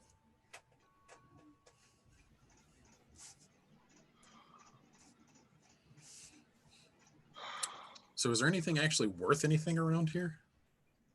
In this room, probably not. We'd probably have to go deeper in. No pun intended, I guess. No, wrong. Giggity, that's what she said. I don't know. Anyway. I would like to investigate the statues to see if they hold any secrets. Roll an investigation check. Let's not botch this roll. No, that's not what I'm wanting. God, it's just not my night. I can't even do it on physical dice. Nothing seems to be out of the ordinary about them. They seem to be I can't remember the word, sentries, basically, like just very typical for tombs of famous people to be adorned with imagery of people standing guard over it. So they all just seem to be staring into the center of the room toward the brazier, which, if this follows the standard layout for the tomb of a publicly known important figure, this would be the area where people would come to make offerings of remembrance to this person. So seems to be in line with that. Now, of course, the room itself now is kind of full of various, I mean, you see, of course, the skins that are strewn about the ground where the Grimlocks would basically make this their lair. You do see a couple of like what look to be packs, like maybe explorers packs, a couple of bedrolls strewn about. Oh, that's. I thought. Okay. Sorry, go ahead. Earlier, I said I wanted to look at these packs, Mm-hmm. but you said I thought you said they weren't there. No, I did not hear that. Sorry. Those are there, and there are seemingly much more modern personal belongings strewn about the room. Anything of value? Roll me an investigation check. Investigation. That's a decent roll. Yeah, I mean, as far as a value goes, like these are, I mean, they're definitely what you see rolled up on the ground there are bedrolls. You do find a couple of knapsacks that look like very much match the typical description of an explorer's pack. It's like the kind of a pack that somebody examining or out adventuring would carry with them. Are a few other odds and ends that you find, some personal effects. You do find a few coin purses strewn about in the rubble. Muns. Hmm? How much muns are in them?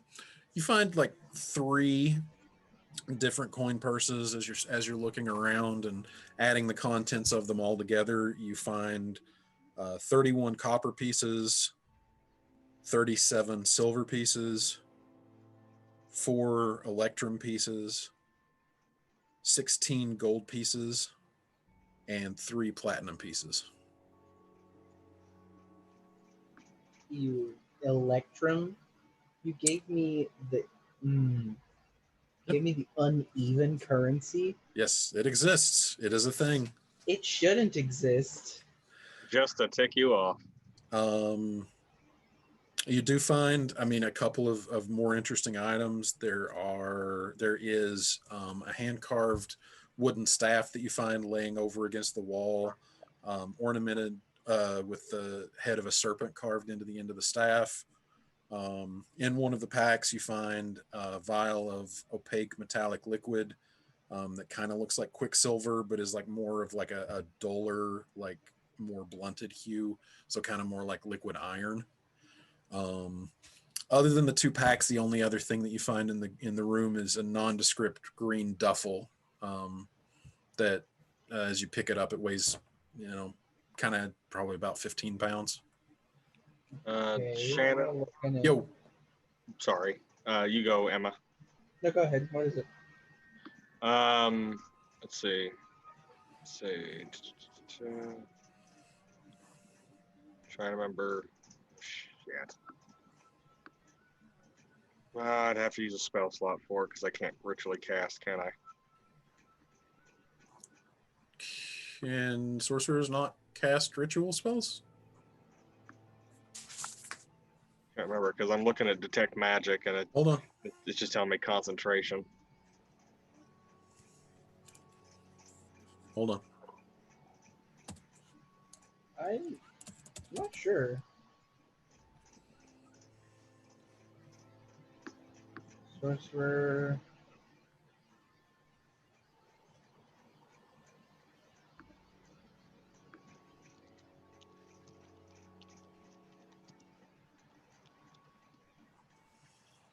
Yeah, I'm not seeing anything about ritual casting in Sorcerer's spellcasting trait. The sorcerer does not have ritual casting as a class feature. If a sorcerer took the ritual caster feat, they would have a ritual book containing the spell. So no, I cannot. Okay. Interesting to know. Fuck. Of course. That's what's the problem? I was just gonna cast detect magic on the room. Oh, well, I can do that, says Natari.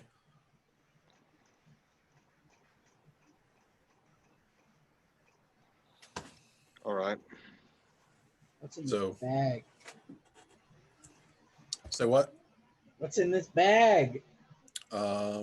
So you pull open the green duffel just as, oh, sorry, no, because it actually takes Natari 10 minutes to cast as a ritual. So Natari just kind of draws over to himself in the corner and starts muttering under his breath, chanting a prayer. You open the bag and you look in, and the bag is completely empty. And it weighed 15 pounds. Yep. But the interesting thing is that while it is completely empty, it is probably a good 10 to 15 times larger on the inside of the bag than it is on the outside. Do I have a bag of You, like, holding? open it up and you look in, and I mean, it is seriously just cavernous inside. Do I have a duffel bag of holding? Roll an Arcana check.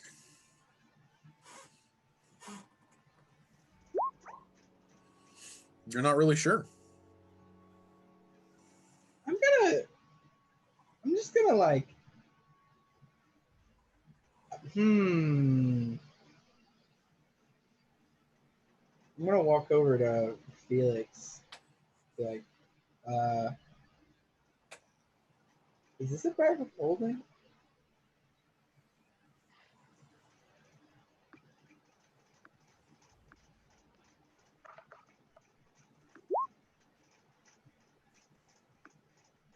So you take a few minutes to examine it.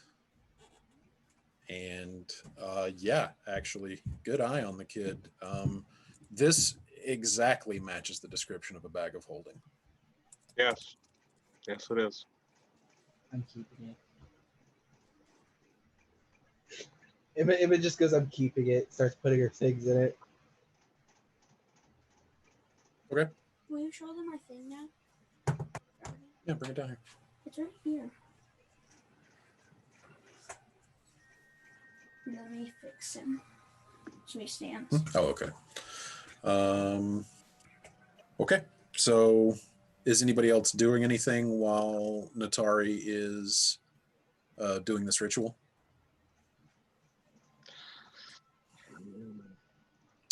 Scott, is Morlo doing anything? Dean made a Not exactly. I Maybe have just this kind of other part of it. maybe Morlo's just trying to stoke fire to keep it going. got it. Easy enough to do. Yeah. Okay. So about 10 minutes pass, and Natari gets done casting a spell. He looks around and he's like, yeah, that's magical, pointing at the bag. And he looks And over it's mine. and he looks over at the staff and he's like, that's magical. That's mine. And then he looks over at the little jar of liquid, the like metallic looking liquid iron. He's like, that is also magical. That should be Petra's, because something tells me that that is probably, and I take the, well, actually, where is the vial? Is the vial in Emma's hand? No, she was looking at the bag of holding. So So I snatch the vial and I snatch the staff. 2 separate Arcana rolls. Yeah, go ahead. I have alchemy. Guidance. Sure. I make potions. Fucking Christ. 12 Okay. and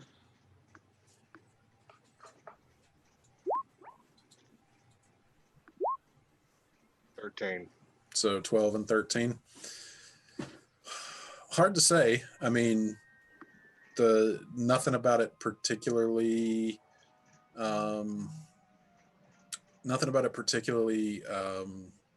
strikes your attention. You assume that if you sat and studied it for a little while, you probably could get an idea of what it does.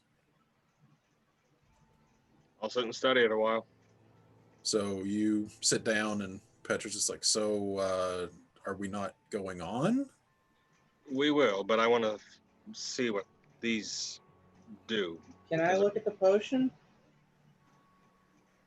I make potions.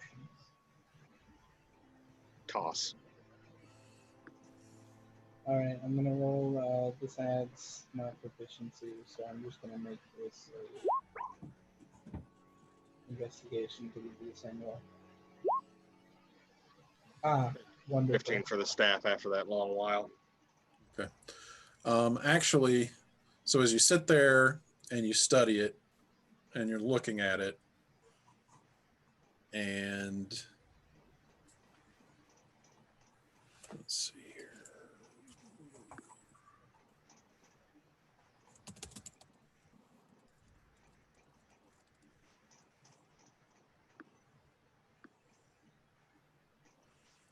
So as you're looking at it and you start to try to pay some attention to it, look it over, as you do that, you kind of start to become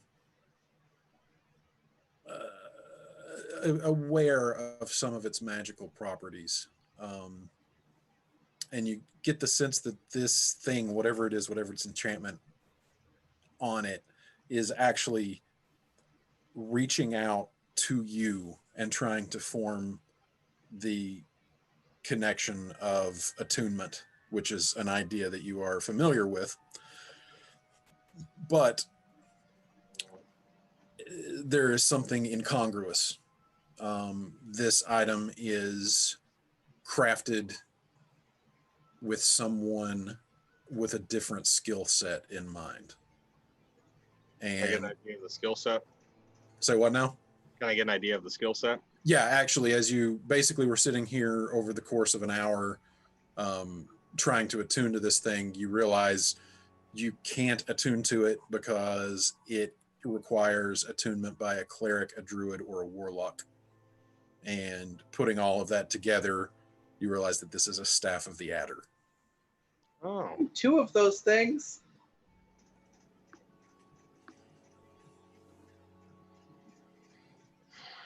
I have a bag of holding, so that would be kind of unfair. Throw that in the bag. We'll deal with that later. I don't relay any of what I've figured out. Okay. Emma, you with a, did you cast guidance on? No, sorry. That was for your own Arcana check. Never mind. So yeah, with a 13, you could probably experiment on this once you got back to somewhere where you could pull out the old alchemy set, but you're not 100% sure what this does. All right. I'm just going to tell Felix I'm going to put this in the bag for now, and I'll figure out where this later. Sounds good. All right, let's go. That did take long enough for a short rest to have passed if anybody wants to take advantage of that.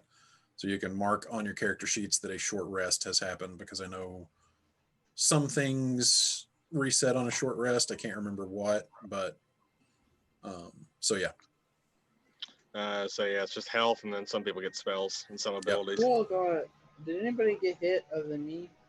I did. Yeah, Felix did. Hold on.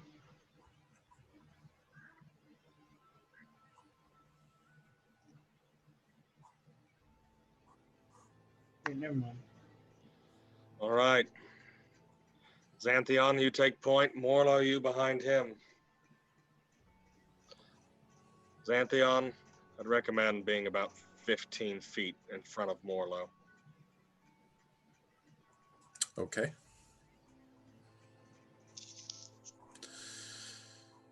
Well, wish me luck. And I'll tap guidance on him as he passes by. Okay. And I look over at Morlo. After you, Grimlock Slayer. Yes.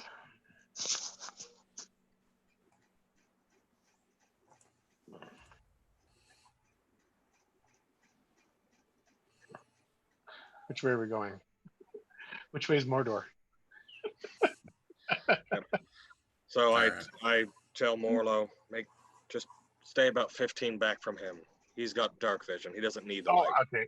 I didn't have it scrolled over far enough. I didn't see him. Okay. All right. So I'll see. Petra, you're better in front line. Do you want to be in front of me with Morlo? Sure. Why not? Emma, you stay in the back. Emma just grumbles. I ripped the thing in half. All right. And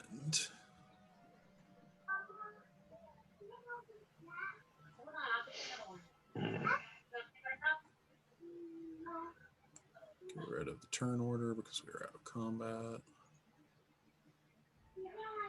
D4 for guidance. That is a 23 total. So appropriately quiet as the tomb.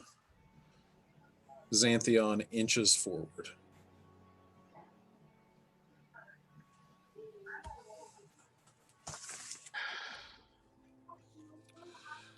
And he's like, oh, well, this is interesting. And he points. And up ahead, after having gone down this stairway that descends about another 5 to 8 feet, so that you are now probably a good 15 to 20 feet underground. At the bottom of the stairs, there is an archway. And above the archway, engraved into the stone in an older dialect of common, but still discernible, it says, Would it be one that Felix knows? I mean, it's still discernible for anybody who Oh, speaks common. okay. It's just trying to piece together like late Middle English into like a comprehensible phrase. Like Like weird tensing and spellings. Yeah, but it's like trying to understand Chaucer. And it says above the archway, it says, "Pay thy respects and offerings, but pass not beyond this room, lest ye wind your way to the cusp of rest alongside Neomachius." God. Just as over the top and gaudy as you'd expect. Okay. Right. Hang Xanth- back. And I whisper to Morlo as I come up behind him. Let him go around the corner. No. Your glaive is bright. Let's stay back. Wait, Oh, actually, that's a good point. You guys will have to recast everything because it has been did Oh, it they, has been an hour. an hour. So Yeah. Sorry, go ahead, Isaac. did they relay this information back to? Yeah, the Xanthion related back to everyone. Okay, Emma is going to. How should I say this? That might have been why they stopped running.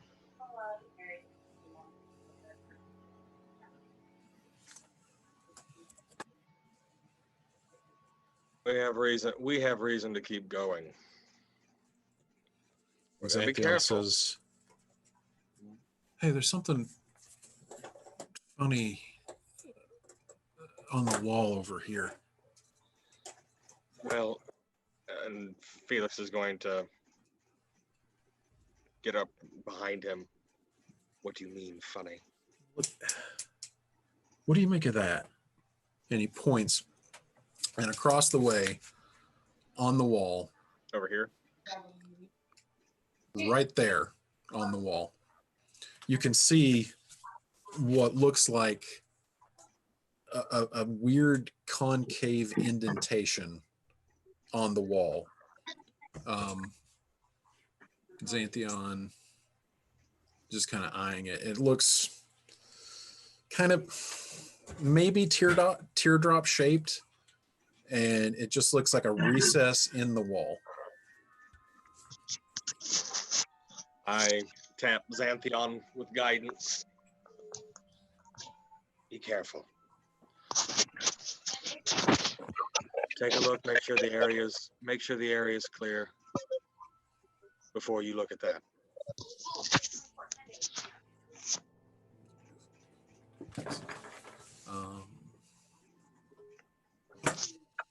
I like how Logan can't make it and Xanthion becomes the sacrificial offering. Welcome I back. didn't even think of it that way. Welcome back. You're done.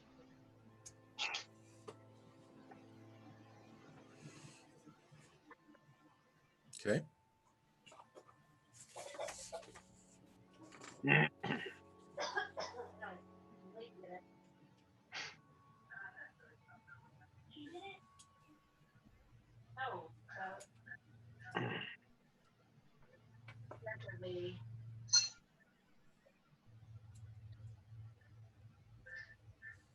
So what are we working with?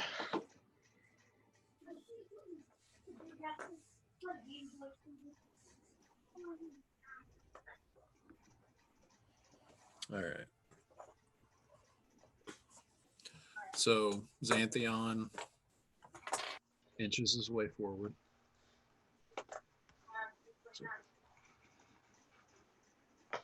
So, down the hall, there's another room. A little bit bigger than the last one. How much? Feeling around on the ground. What'd you say? How much space between the room and us? About 20, 25 feet down the hall. I look back to Emma.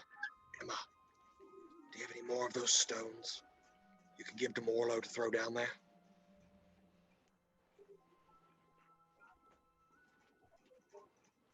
Emma's gonna take some pebbles out of her bag of holding and cast a light on 2 or 3. Okay. And she's just gonna toss them instead of handing them off. Okay.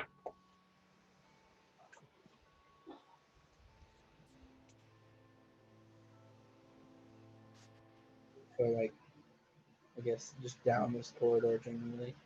Okay. You gonna roll for it? No, it's okay. You can toss it. I'm just gonna throw it as far as I can. Hold on just one second. Get light. Is that blood?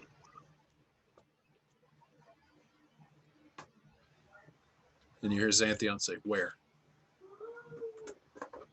Right there. It does look like there's some blood on the ground up here. Can't you see in the dark? How did you not see that? I was more worried about traps. Yeah, there is definitely a puddle of blood up here.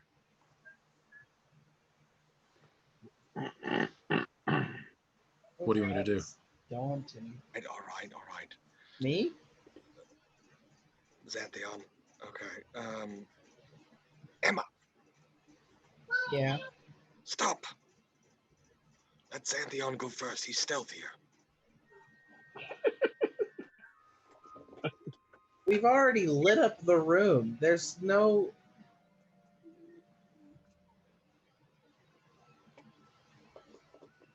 Felix just sort of gives you the parental face.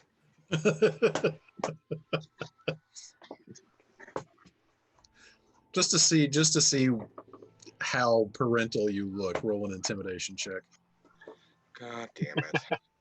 This is gonna flub.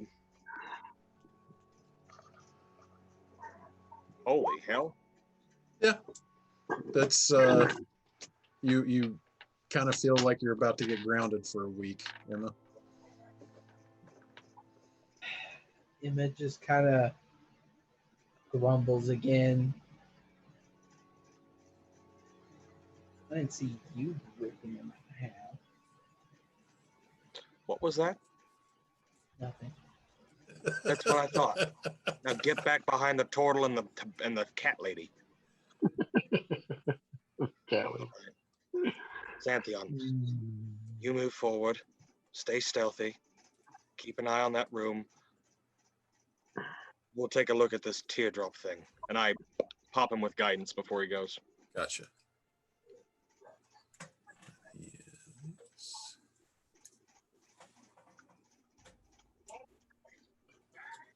I don't know why, but I've never done anything with like light like this before. Just casting the light on a bunch of pebbles. I love it. If it works, it works. Well, I'm happy that you're happy. And all of a sudden, Xanthion starts crawling forward, and he stops, and he's like, "Oh crap! Yeah, there's something here." Something These, like trap or monster. No, that I think, and he points down to like if he took one more step forward, and he's like, it's like I think this is a pressure plate. It's like raised up just a little bit from the rest of the floor. With that knowledge, Felix is going to look around and see if there's any sort of holes in the wall for spike trap, dart trap, you name it, trap. Does Morlo hear that? Yeah, Morlo, you hear that?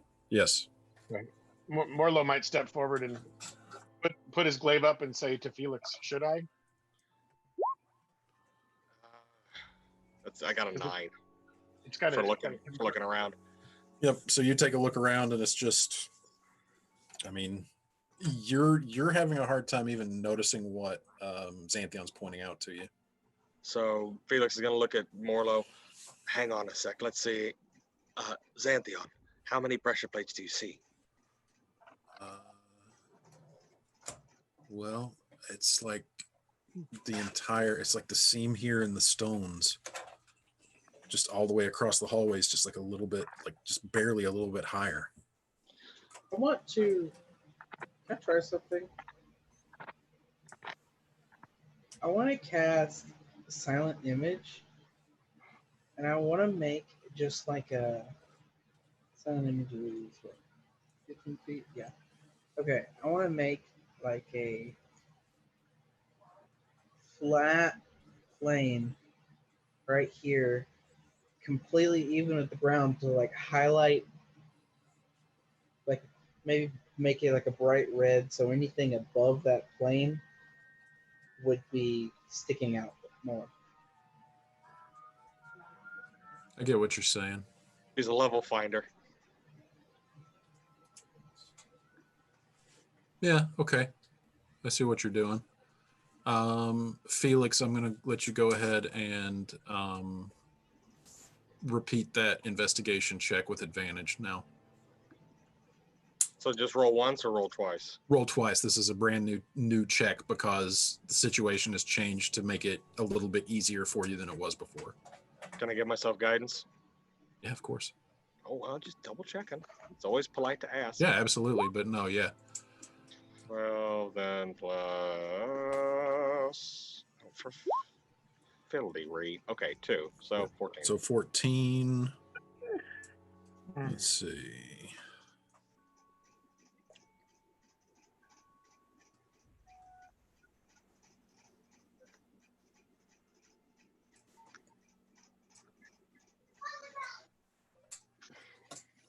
Yeah,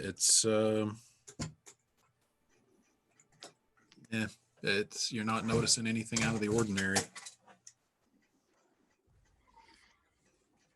All right, everyone, recommend everyone get back. Morlo, try standing where I am and then reach around the corner and add pressure. Yeah, let's everybody. So Xanthion, Emma, well, heck, even Petra, everyone, let's get back. Morlo, do the old switcheroo here. Okay. And Morlo's gonna I go. have your phone down here. You had my phone, bud. Okay, I'll bring Can it you- down in a second. Can you ping Can you ping exactly where Morlo or where Xanthion's Really? Turn on the mic for a second. Say take 5. Oh, I like that. That's cool. Oh, How you it didn't notice? leaves, where it Oh. leaves shadows. I didn't notice that. Dynamic lighting is cool. Is Just this- takes up a lot of processing power. I don't have a phone. All right, so But Getting the mic close enough. Is Morlo close enough? hold on just one second. Okay.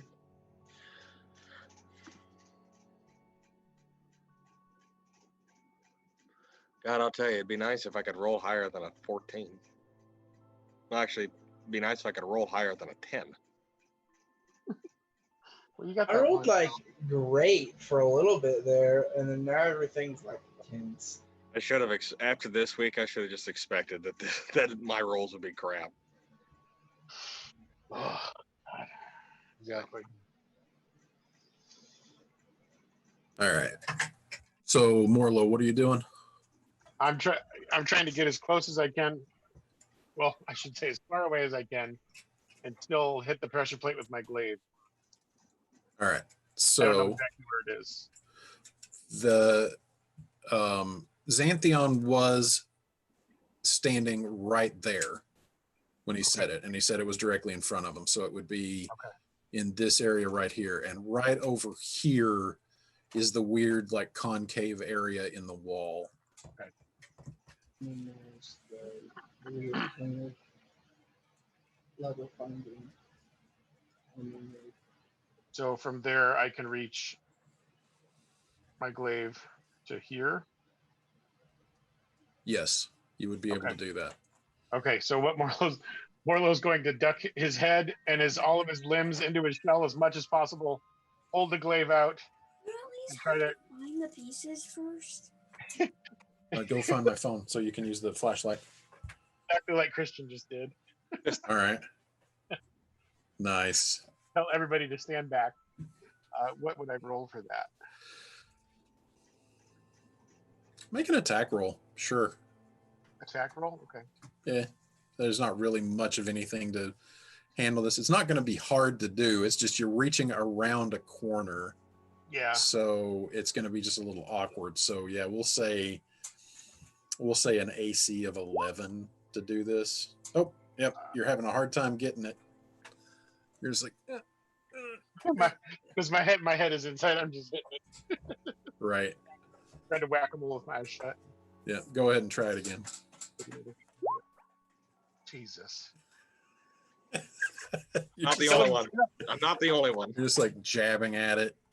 I'm beating the shit out of the wall around it. Yeah, you absolutely are. you having trouble? There we go. There you go. There it is. So you're stabbing and you're stabbing and you're stabbing and you're stabbing and you're just like, come on, you little piece of crap. And then all of a sudden, the head of your glaive makes good contact with the floor in that area, and you push and you watch the plate, just the floor, the square of stone on the floor just go, and it sinks down about maybe half an inch into the ground. And so you've got it pushed down with your glaive. Okay, so feeling that, You I'm going just triggered a mine. everything into my shell. Mhm. Shell defense. Is anything happening? Well, right now you're standing there with your glaive pushing down this square on the ground. Okay. So far, nothing is happening. Okay, so I turn around and I yell to Felix what you just said. Okay. Can you push any harder or any further in? That is what she said. Giggity. Geschmoigen.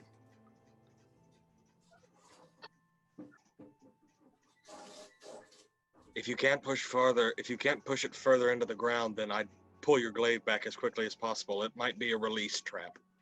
Okay. So I'll pull the glaive back.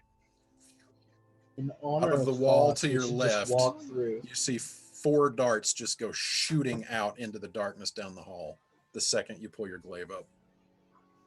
Okay. I need two more. What is the plate doing? Does the plate come up as well?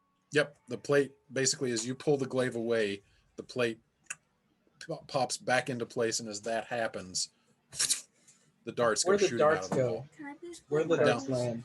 down the They come- hallway. They come from here. They Yep, come they from come here. from right there. Yep. Behind us. Okay. Oh, Okay. And so did And the this other just- did the others see it, or am I the only one that can see this? yeah, I think we could see darts. I mean, I'm guessing yeah, damn I mean, cool.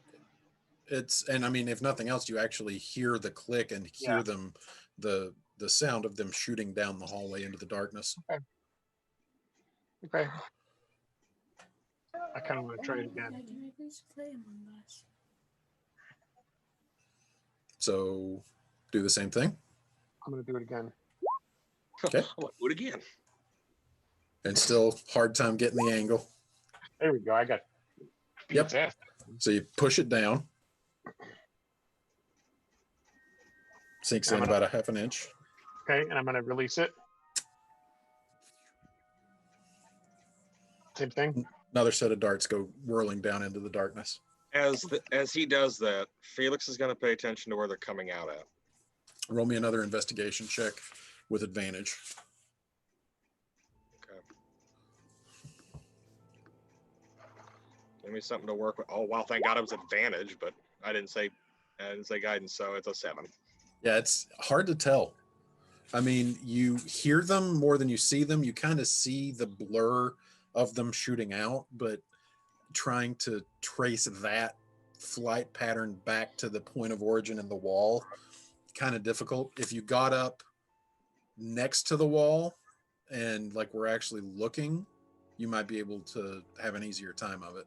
All right, I'm gonna do that. I'm gonna step. What in the God Almighty just happened?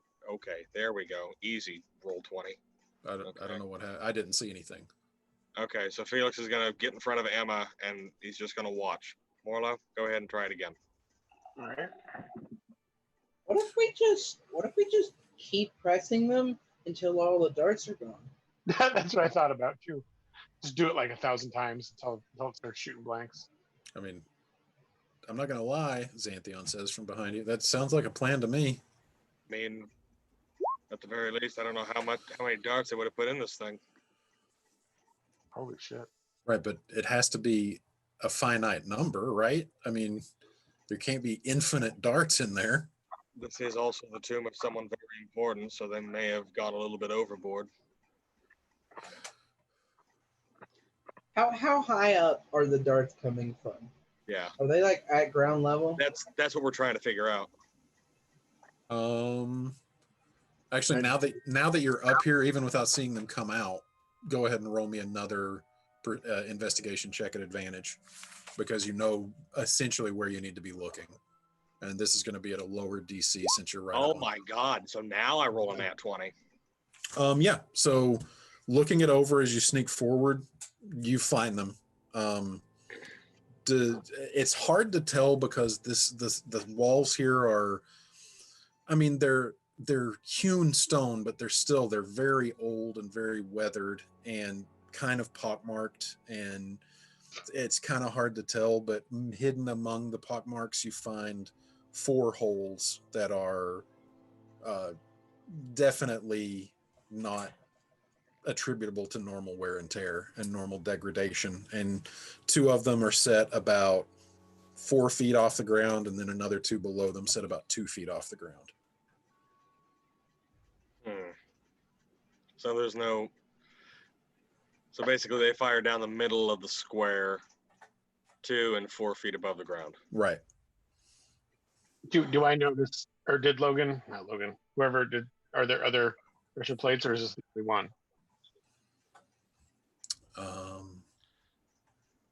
And Xanthion kind of sneaks up behind you. He's like, I stopped as soon as I noticed those. I mean, those are right by where that weird indentation in the wall is. Okay, so can Morlo sense how much pressure he has to put on this thing to make it? Yeah, because there were a couple of times where you were making good contact with it, but you just weren't getting the leverage. You're guessing probably about 20 pounds of pressure will get this thing to drop.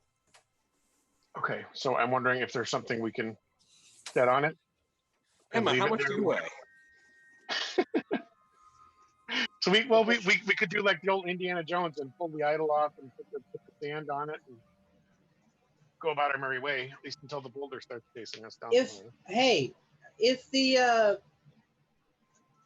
the bolts don't trigger until the plate comes up, why not just put things on all the plates? Do we That's have what I things that are heavy enough? That's what I was There asking. there were 2 crates back there. It's really sore. Go put an ice pack on it, dude. It's fine. This campaign has just turned into God of War. Let's do it. Love it. I've never played God of War.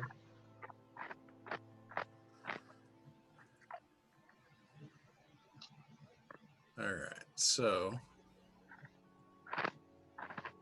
Morlo's going I'm to go back. surprised.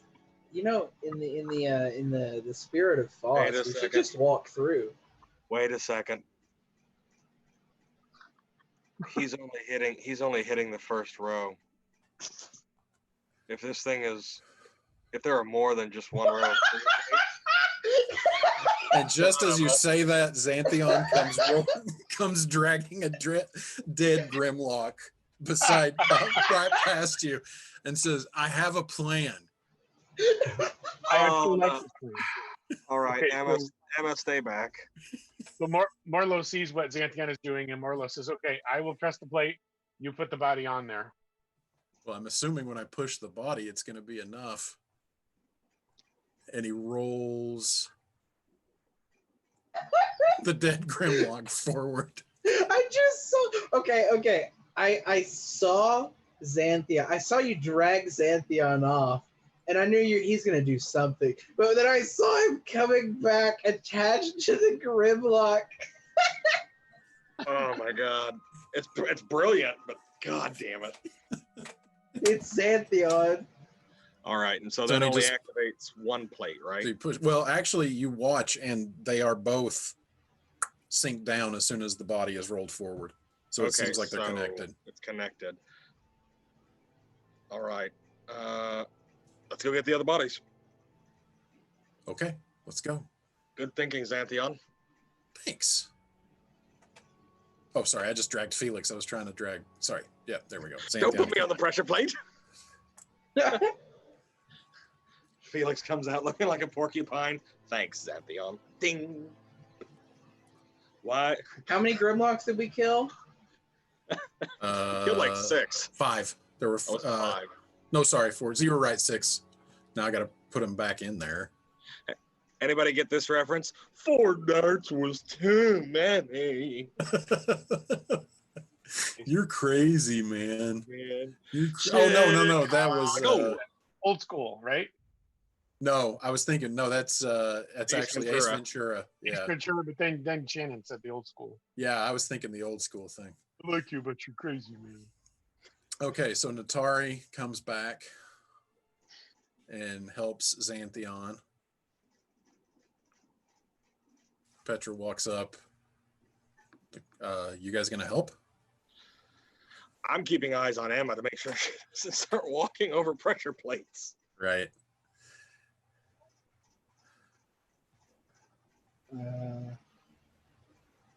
No, I've kind of been. Ooh.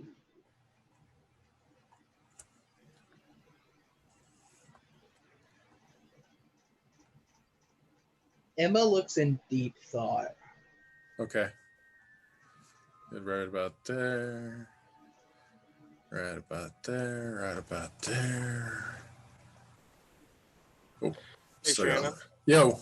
So, would we all know that we killed Grimlocks? Yeah. like I said, once you start getting a look at these things, this is obviously the same creature that had its head mounted above the common room door of the grizzled Grimlock. Okay. So Would it's Felix super easy to know- put together. No weaknesses, immunities, special features. Roll me a nature check. Nature check. Okay, just wanting to double check things. Not advantage, just normal. Guidance while I'm thinking. I'm just gonna not say guidance because I swear to God that's making me roll lower. Yeah, it is. Definitely making you roll over. 7, hard to say. I mean, what is your passive nature? Passive nature would be 12, I think. Okay. Yeah, 12. And then what is your passive arcana? Passive arcana is 14. Okay. So with that, you know that they're sunlight averse. You know that they're blind. As far as like, as far as like vulnerabilities or weaknesses or, immunities or resistances, nothing really springs to mind. Basically just stab until dead. Yeah, basically. All right. I will say roll a history check. Okay. Passive is 14. We roll. Look at that. I didn't say anything about it. I didn't say anything about guidance. I got 15. 15 is what you needed. Interestingly enough, you do know that there is a long-standing history of Grimlocks being a slave race. Like being enslaved or Yes. enslaving? Being enslaved. Okay. Specifically to Illithids. Ah! No. Yeah, Now, I'm going to repeat that thought. there is a history of that, and that is believed to be the origins of where Grimlocks originated from. But we are talking Centuries, millennia. long ago, Okay. and have subsequently evolved, like long enough that it's believed that they are an offshoot of humans who were kept in subservience long enough to the Illithids to basically evolve beyond the need for eyesight. Oh. to So be the able Palmer. to- yeah. So anyway, Xanthion is pushing another dead Grimlock. I had to reload roll 20 on my music anyway. Okay, hold on. All right, let's.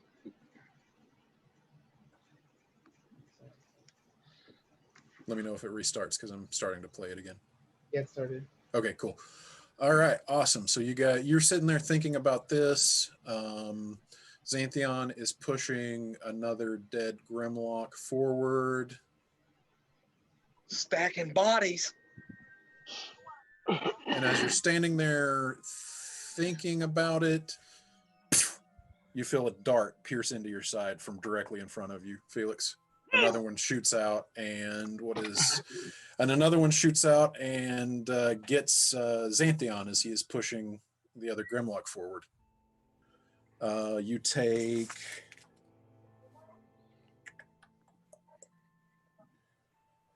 1 piercing damage. I need you to make a con. Xanthion?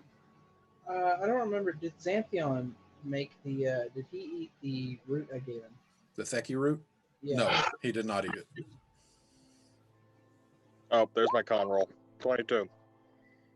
Okay, so the dart hurts, but it's a tiny little thing. It's needle sized. It has to be able to shoot out of the size of holes that are small enough to be concealed. So it's like getting yourself real good on a like a knitting needle or something. It hurts, probably going to bleed for a while, little more than a flesh wound. You then feel this numb, tingling sensation start to spread out from the area where you were pierced by it, and you feel this poison try to take root in your system, but being a relatively hardy individual, as sorcerers are known to be, your body just kind of fights through it. And you it came take. from directly in front of me. Yep, it came from behind you, like where they've been coming from. Emma's gonna okay. step over and real quick pull the needles out of Xanthion and Yeah, easy enough to do. I and then bat. she's gonna step bat back and her she's hand. gonna look at him and I batted your hand away and just handed it to you. Just take it. she just takes the needles and she looks at him, seeing if there's any poison left. She was pretty sure there was poison on them anyways. Roll me a Medicine check. roll me a medicine check. And then Emma, and as she does, she's gonna look over at Xanthion and say, "Eat the Theki root."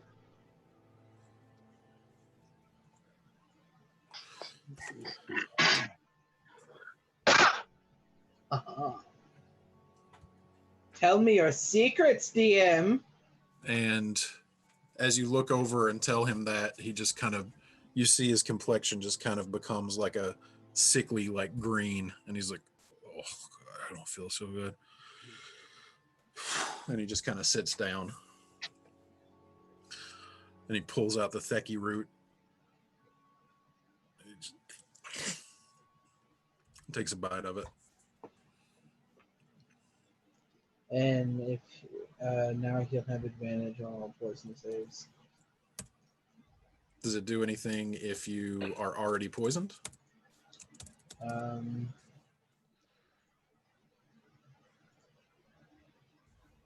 gonna look it up because I Nope. didn't have it anymore. Yeah, no, it doesn't. So he'd have advantage on fighting it off, but that's about Yeah, it. So Xanthion is poisoned. Ah, you should have crap. eaten it earlier, Dumbo. Natari, do you have anything to cure poison?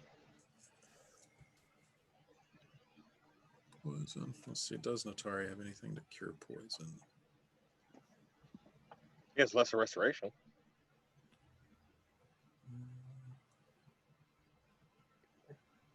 I have purified food and grain.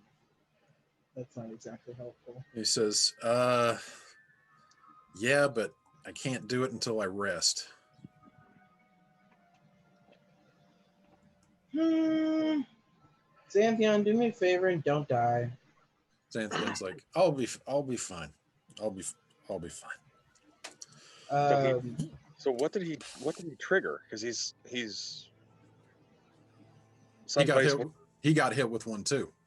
Well, no, I'm saying is where he's at, because that's not. Was that a pressure plate where he's standing? Nope. What? He's like, where did those come from?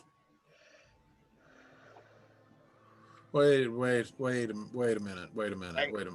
Hang on. Felix is going to drag him back. It's like actually he's going to move back. Morlo, drag him back. Oh, I want to try something. So he Xanthion? drags that back. He's like, move. I need a place to hide. Move back. Thank you. Oh, it's a sensor. And then he pushes the dead Grimlock forward again. And the plate just goes, and he jumps around the corner real fast. And he's just kind of swaying on his feet a little bit.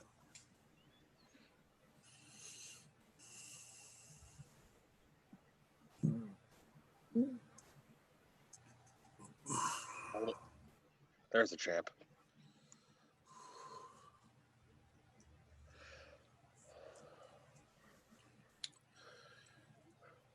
Okay.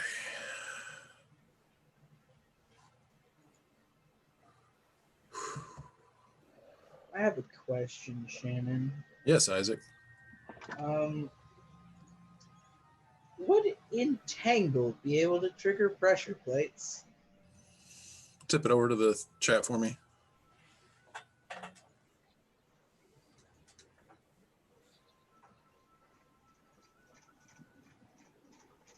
It's difficult terrain, and it restrains people. So I think it might. And right at about this point, 4 more darts go sailing down the hallway. Timer, of course. It's on a timer. Okay. Let's see here. Sprout from the ground in a 20-foot square. Throw. So I would say that the vines have weight. Now you're asking if it would trigger the pressure plates? Yeah. Because, okay. Here's my argument. They are able to restrain a creature and Yeah. hold them down. So I think it should be able to give a little bit of pressure on a pressure plate. I mean, I would say that since you're conjuring the vines and the weeds, there would be the weight of those things. Whether or Yeah. not that would be sufficient weight to trigger the pressure plate just depends upon the weight required to, trigger the pressure plate. I mean, so we'd have to probably just give a value to how much of a weight that those vines would have, which Probably wouldn't be enough. probably not. Okay.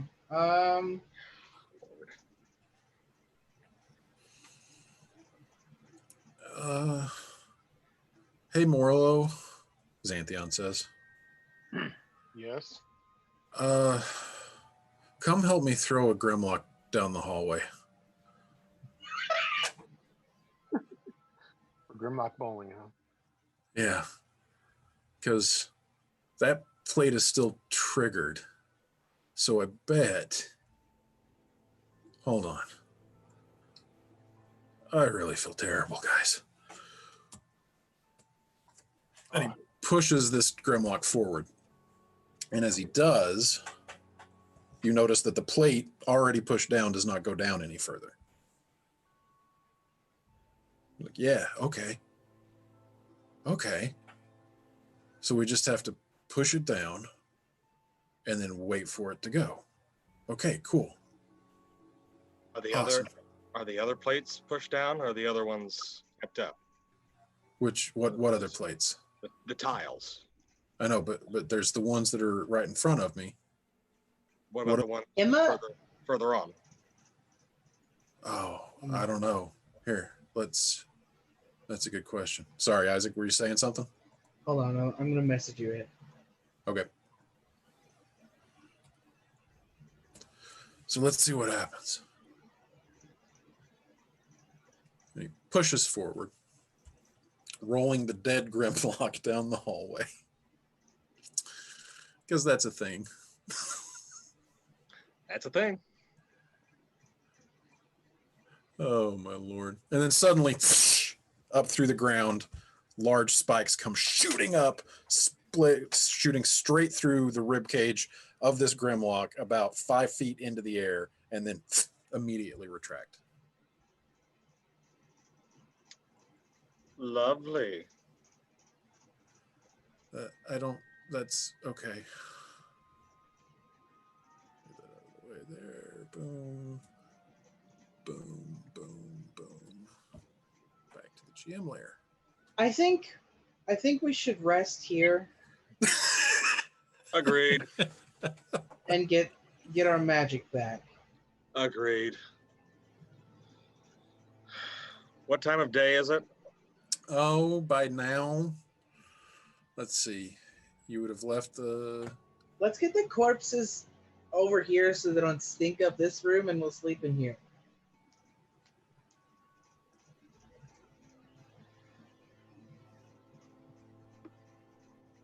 So you're taking the corpses over there? I'm not doing it. All right. So I would say probably by this point it is about 2 o'clock in the afternoon. We need 8 hours for a long rest.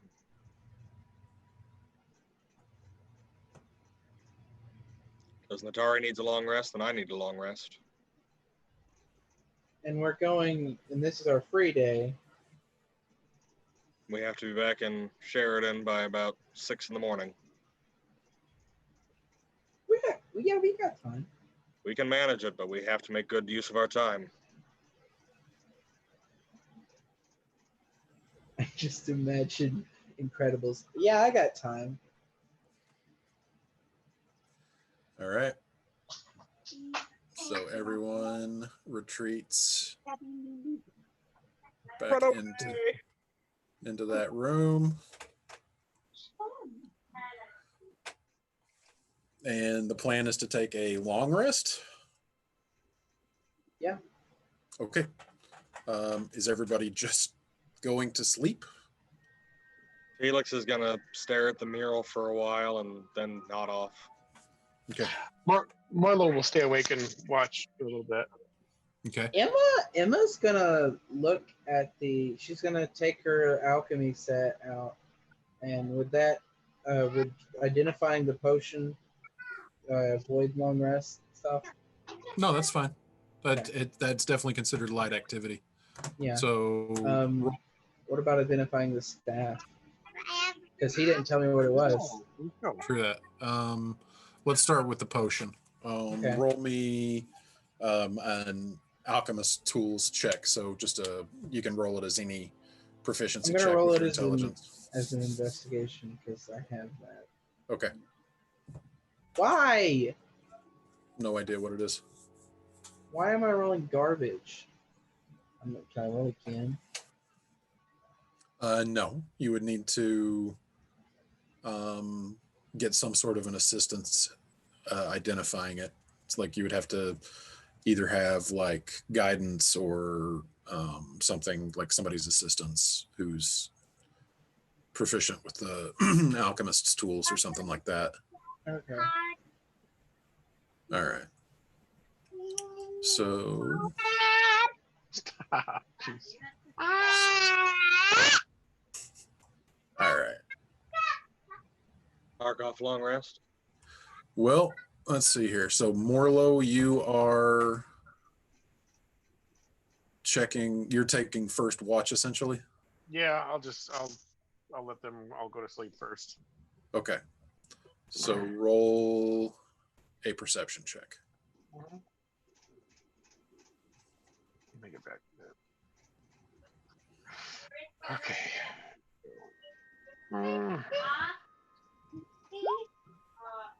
Shit.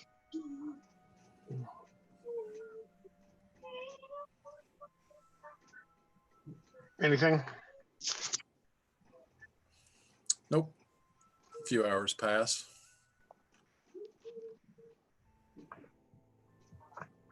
You I'm rousing gonna go. somebody to relieve you? Yeah, I'm gonna wake Natari. Okay. What? Can you give Raphael the eShop card? I will later. All right. So then Natari takes a turn on watch.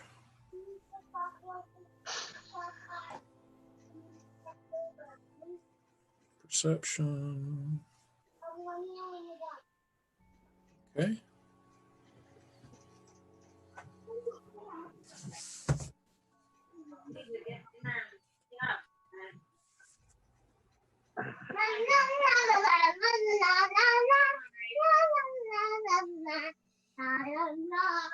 And then Natari will trade off with Petra. Petra will take the next watch. Roll a perception check.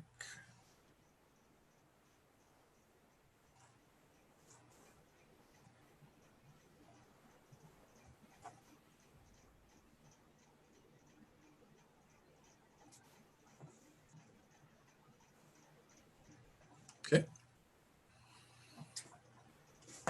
And then Cynthia. 1 hour. So Xanthion, after about an hour, feels better and the poison wears off. Then he will take his turn on watch.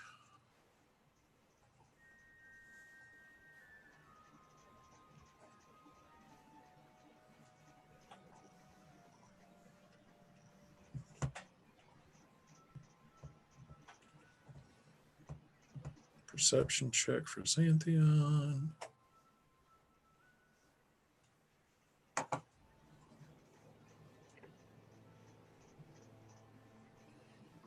And that's okay.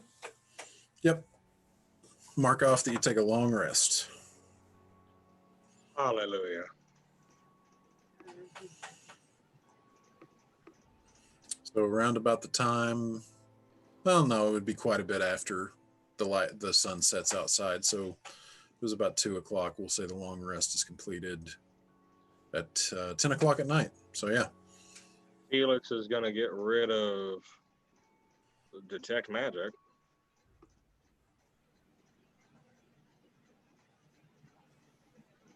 Considering I didn't realize that sorcerers could not ritual cast. And we'll go with. I have cure wounds.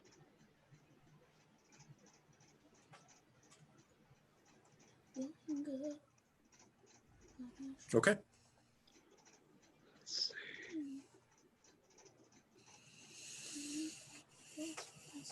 Stress. I'm gonna play a game on here.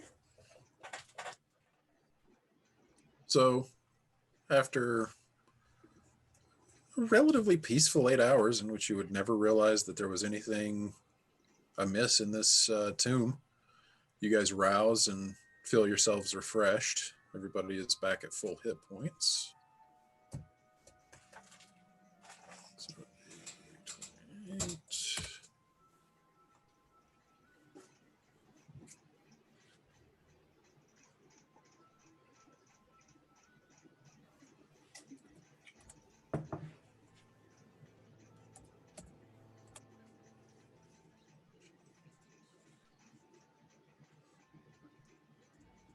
Okay, what's the plan?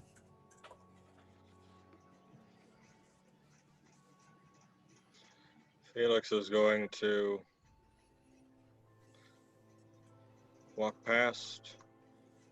He's going to whisper under his breath to Xanthion, there has to be a release somewhere.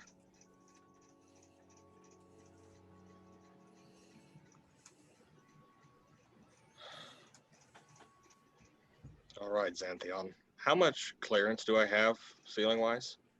The ceiling's about 10 feet. Yeah. What's up, Emma? No, Emma's just talking to the party. Oh. Hey, Morlo.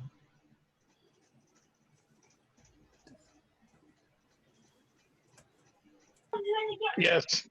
How far do you think you could throw a 15-foot bag? Uh, A 15-foot bag? A 15-pound bag. okay, that's what I thought you meant. It's a big bag. Love you. Probably 20 feet or so. Love you. You want to try it? Sure. No, love you. We can't do. No. So I have this bag. It's a bag of holding. I'm gonna get in it. I'll be 15 pounds. You throw me to the other side, and then I'll try and find a release.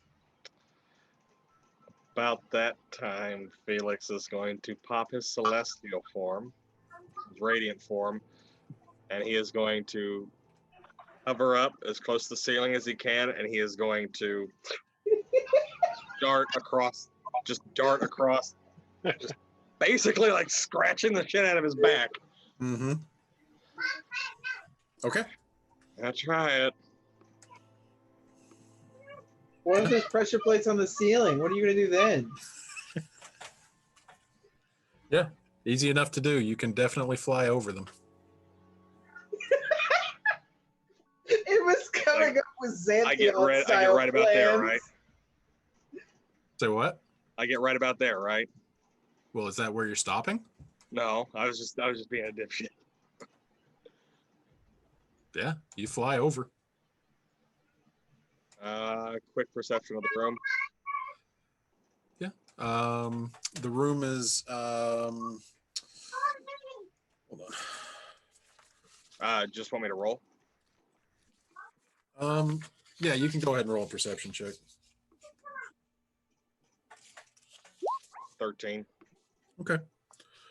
Let's see here. So this looks like there are 4 columns that are supporting the ceiling in this room. It's at this, as soon as you're through the hallway, the ceiling opens up to be a good 20 feet high with these columns in the center supporting it. In the center, now this room as well has been obviously converted into living quarters with these pelts that are strewn out. In the center of the room, there is a stone altar about 10 feet wide and about 5 feet deep that raises up about 3 feet off of the ground. There is a pelt that has been laid out over it, making it into a makeshift bed.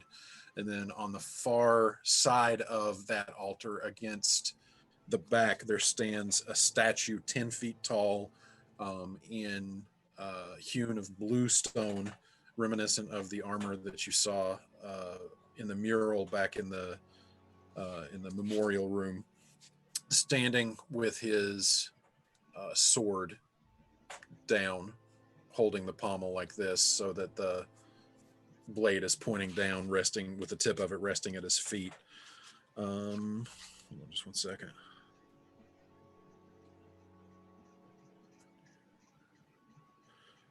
In the altar in the center of the room is emblazoned with a coat of arms. Roll me a history check.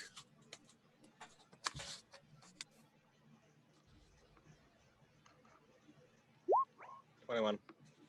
Yeah, once you see that, some old history classes from back when you were staying in Sorvel and studying at the Obsidian archives, you just remember having seen this before. This is a symbol that is associated with an early symbol of the Abiding Regency, which you do know that the Neomachian Order is what eventually evolved into the Abiding Regency. And this is an early coat of arms from the Abiding Regency's history, like one of the earliest. Do I see any kind of release mechanism? Roll an investigation check. Give myself guidance. We'll see how this goes. It was going to be a 15, but okay, I'll take that too. It's a 15 either way. Okay, so you actually do see right beside you as you're looking around, you take a quick glance at the room, realizing that there's nobody in it. And right beside of you, in the wall to your right, there is a relief, a concave relief in the wall. Exactly the same as the one that's on the far side. And as you're looking at it, you look at that, and you look back at the altar, and you look at that, and you look back at the altar, because it takes a second, because obviously with it being concave and everything is reversed, like a color negative, it takes a second for you to piece together what you're seeing. But the relief is the coat of arms that is on the altar. And you realize that it's not exactly a teardrop shape. It's a shield. As if somebody who had a shield bearing that coat of arms could press it into the wall at this location, perhaps activating something.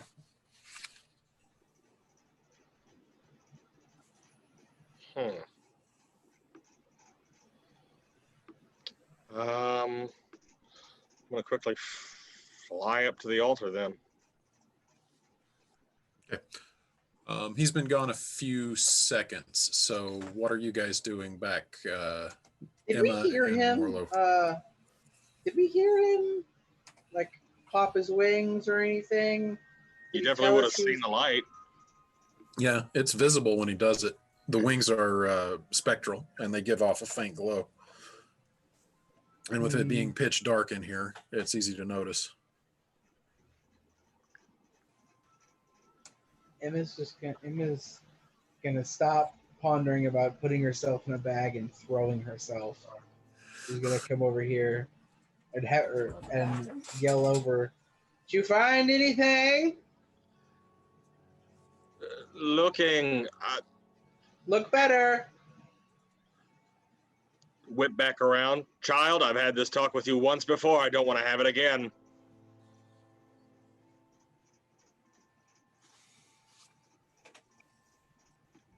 Just the awkward stare down. So the altar itself, solid carved piece of granite with the emblazoned coat of arms of the Neomachian Order / early Abiding Regency. Nothing else to be told. Can I remove the skin on it? Roll. Oh yeah, you mean the pelt laying on top? Yeah, the pelt, yeah. Yep. You pull it up. It is just solid granite underneath. Nothing spectacular.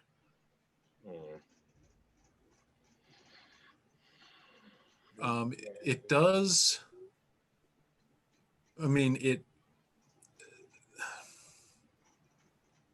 the altar being where it is placed and not further against the back of the room seems a little out of place to you. Like, if this was an altar, then the altar should actually be back where the statue is. Right. So the more you look at it, the more you think this isn't an altar for worship. This is more like a dais. Where you'd put a body. Possibly. Or where you would stand to address a crowd. Shannon? Yep, I heard you. Okay. I saw it. Okay. All right, then I'll land on the dais, on the altar. Okay, and we will say at about this point, a minute has passed. Go ahead and roll a Constitution saving throw.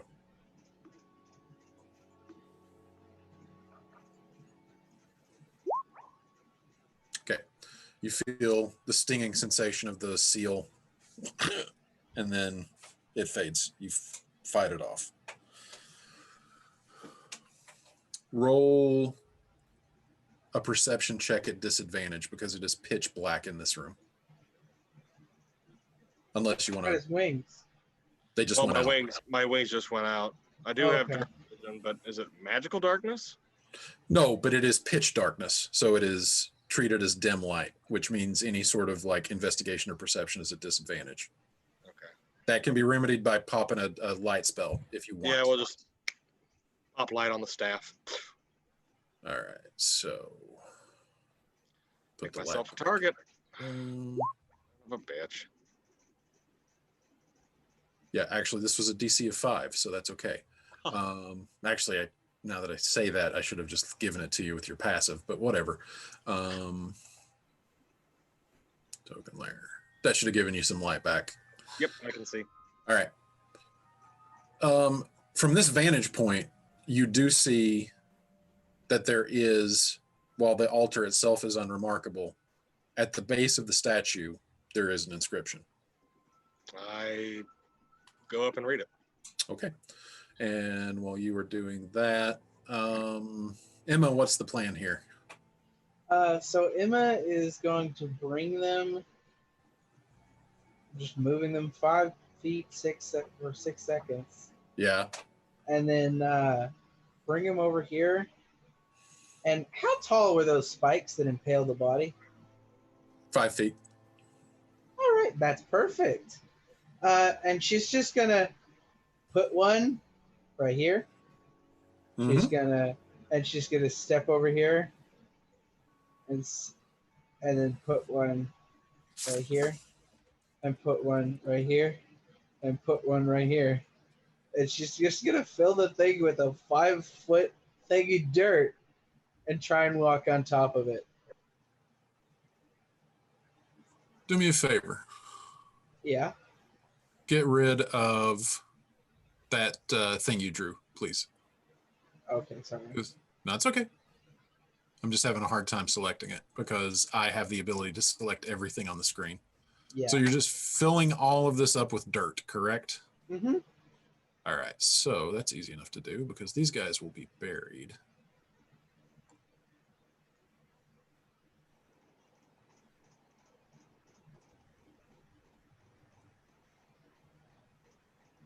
I'm just gonna Minecraft your way through here.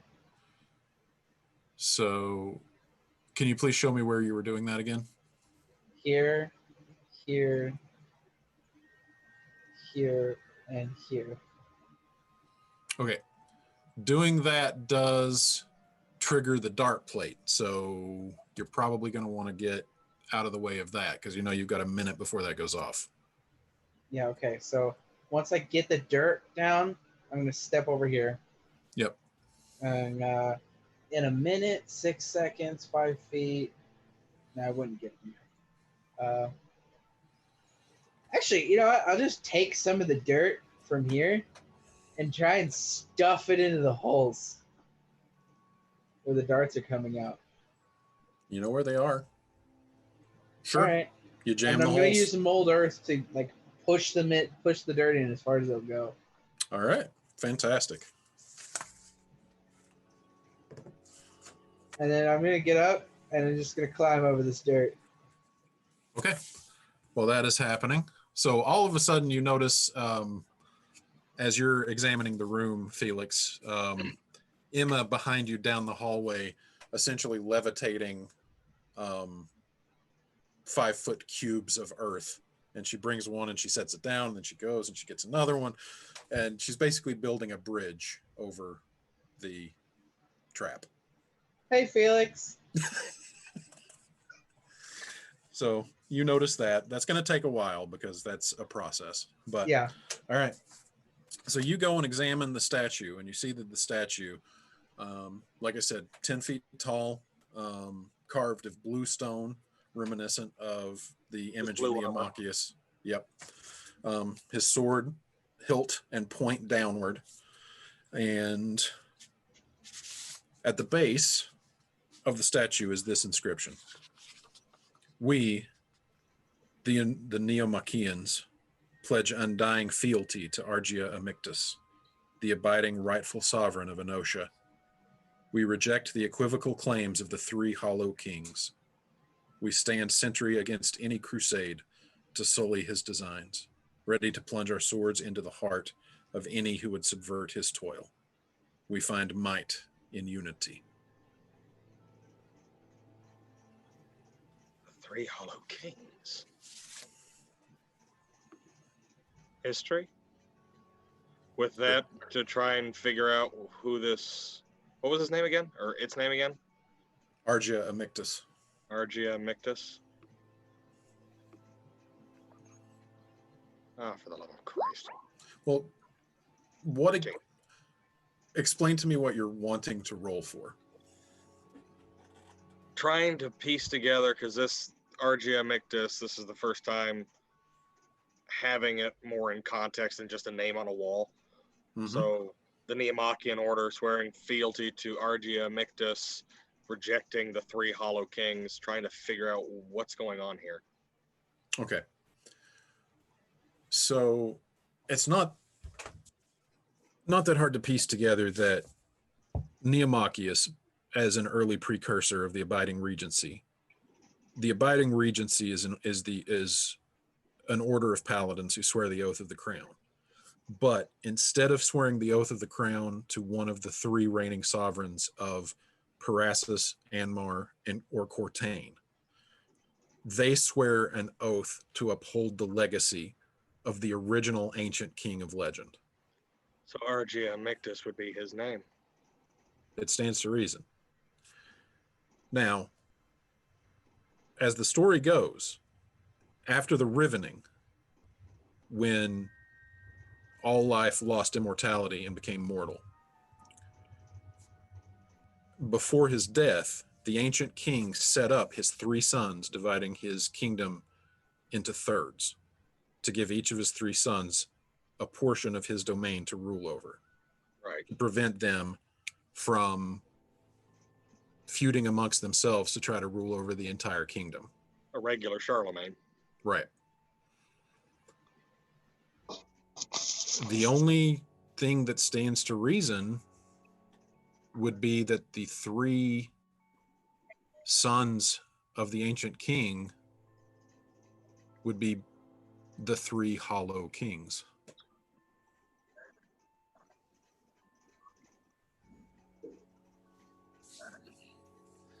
I refer to them as hollow. Makes no sense. And not only referring to them as hollow, but the entire inscription reads, "We reject the equivocal claims of the 3 hollow kings." Blatantly saying that their claims are baseless. But that makes no sense. If their father divided his domain amongst them, then why would they reject it entirely? This doesn't make any sense.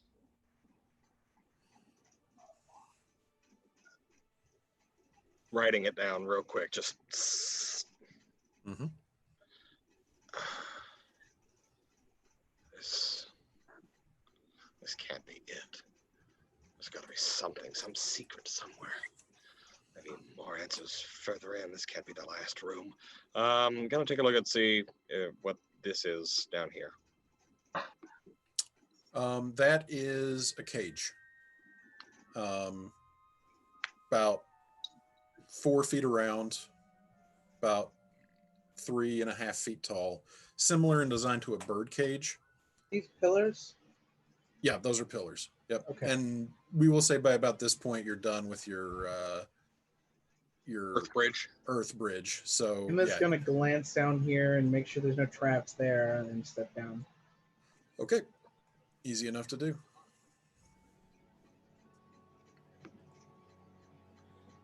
Strange. Why would there be a cage here? Oh, sorry. Yes, inside of the cage, an assortment of emaciated and or dead woodland animals. A fox, a couple of rabbits, 2 or 3 squirrels, just all kind of shoved in there. And as soon as you notice that, you do notice that there are also a few small bones littered around the room. That makes sense. They were living here.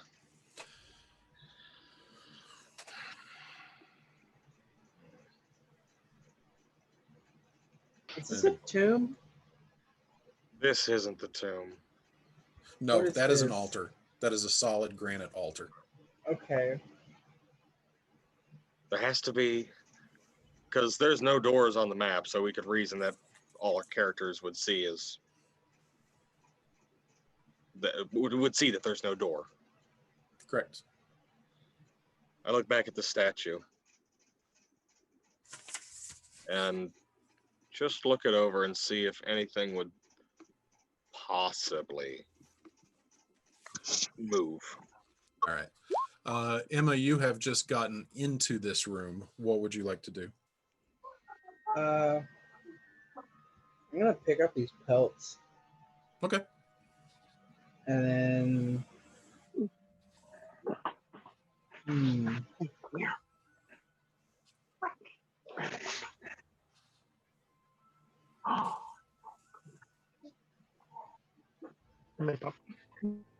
Sure. Okay.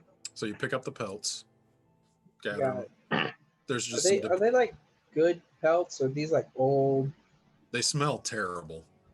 Okay, I'm gonna very pile dirty. them up over in this corner. Okay, easy enough to do. And the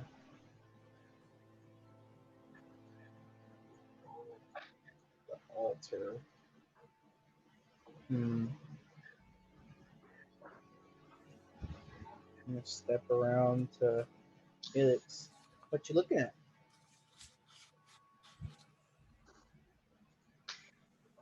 Trying to see if this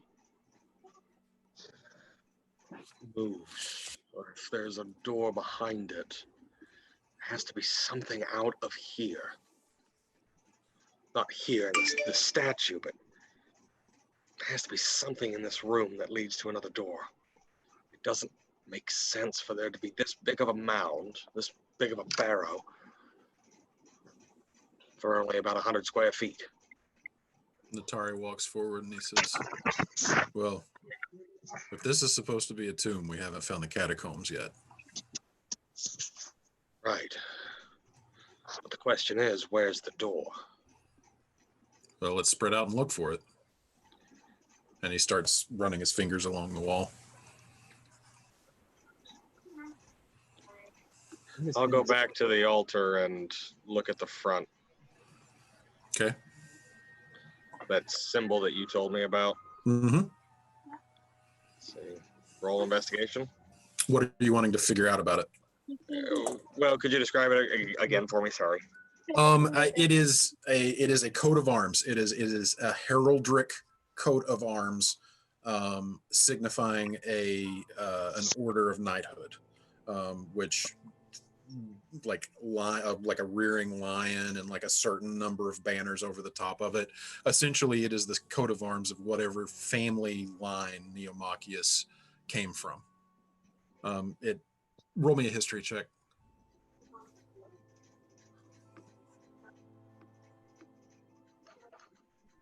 Nat 20. Okay. It is perfectly in line from the heraldry traditions of pre and early post rivening heraldry. Heraldry was exceptionally important prior to the rivening because with everybody living forever, it was very important to be able to differentiate exactly how people related to other people, lest you get two people who were too closely related intermarrying with each other. It's, right. So heraldry was quite a big deal pre-rivening, just to keep everybody straight, because as more people were born, there were not deaths to offset that, so the net population was always growing. So tracing your way back to the racial paragons was relatively important. As such, as you look at this, nothing spectacular or unusual about it. This is following the standard rules for heraldry for the period that it came from. Okay, just quick jot down to get the imagery down. Sure. Emma, what are you doing? I'm going to oh no.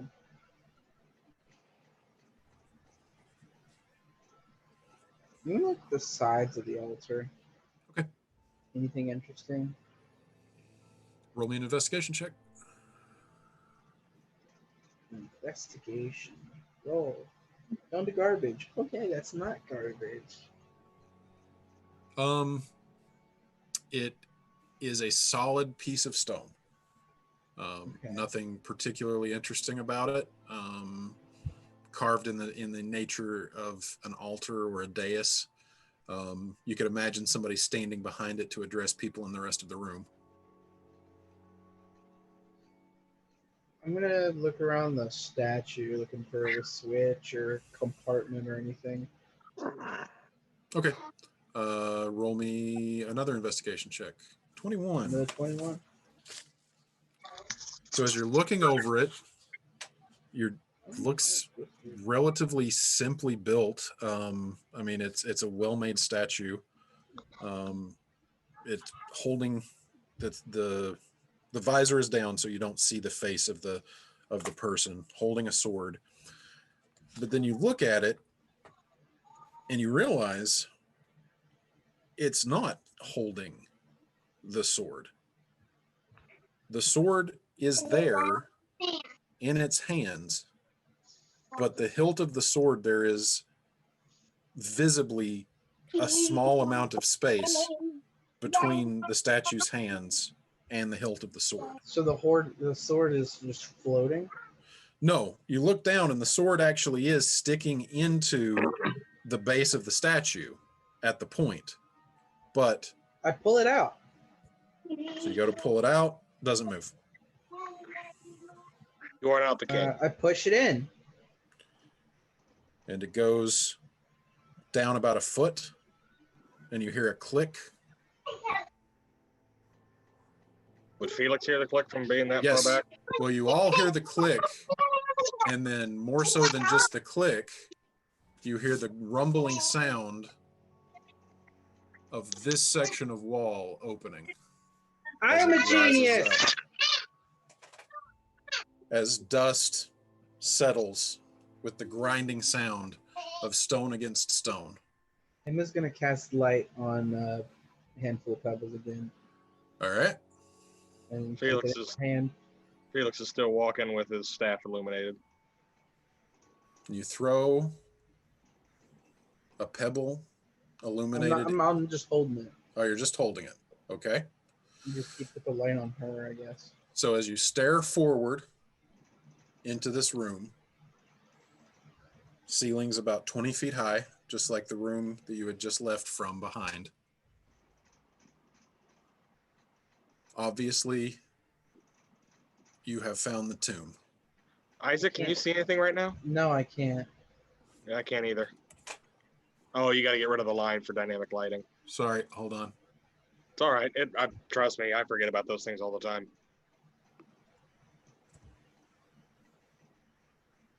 And the doorway opens. There it we goes. go.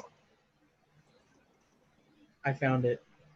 And the first thing that your eyes come to rest on, Hold on. hovering in the far side of the room, above an obviously opened sarcophagus, a strange orb, green in hue, Oh, Emma, stay back. with a singular eye, and then from behind it, More eyes. another eye, and another eye, and another eye, and another eye, staring you down. do I recognize it either from Tales from the Feywild or when Mother was a wizard? Roll me an Arcana check.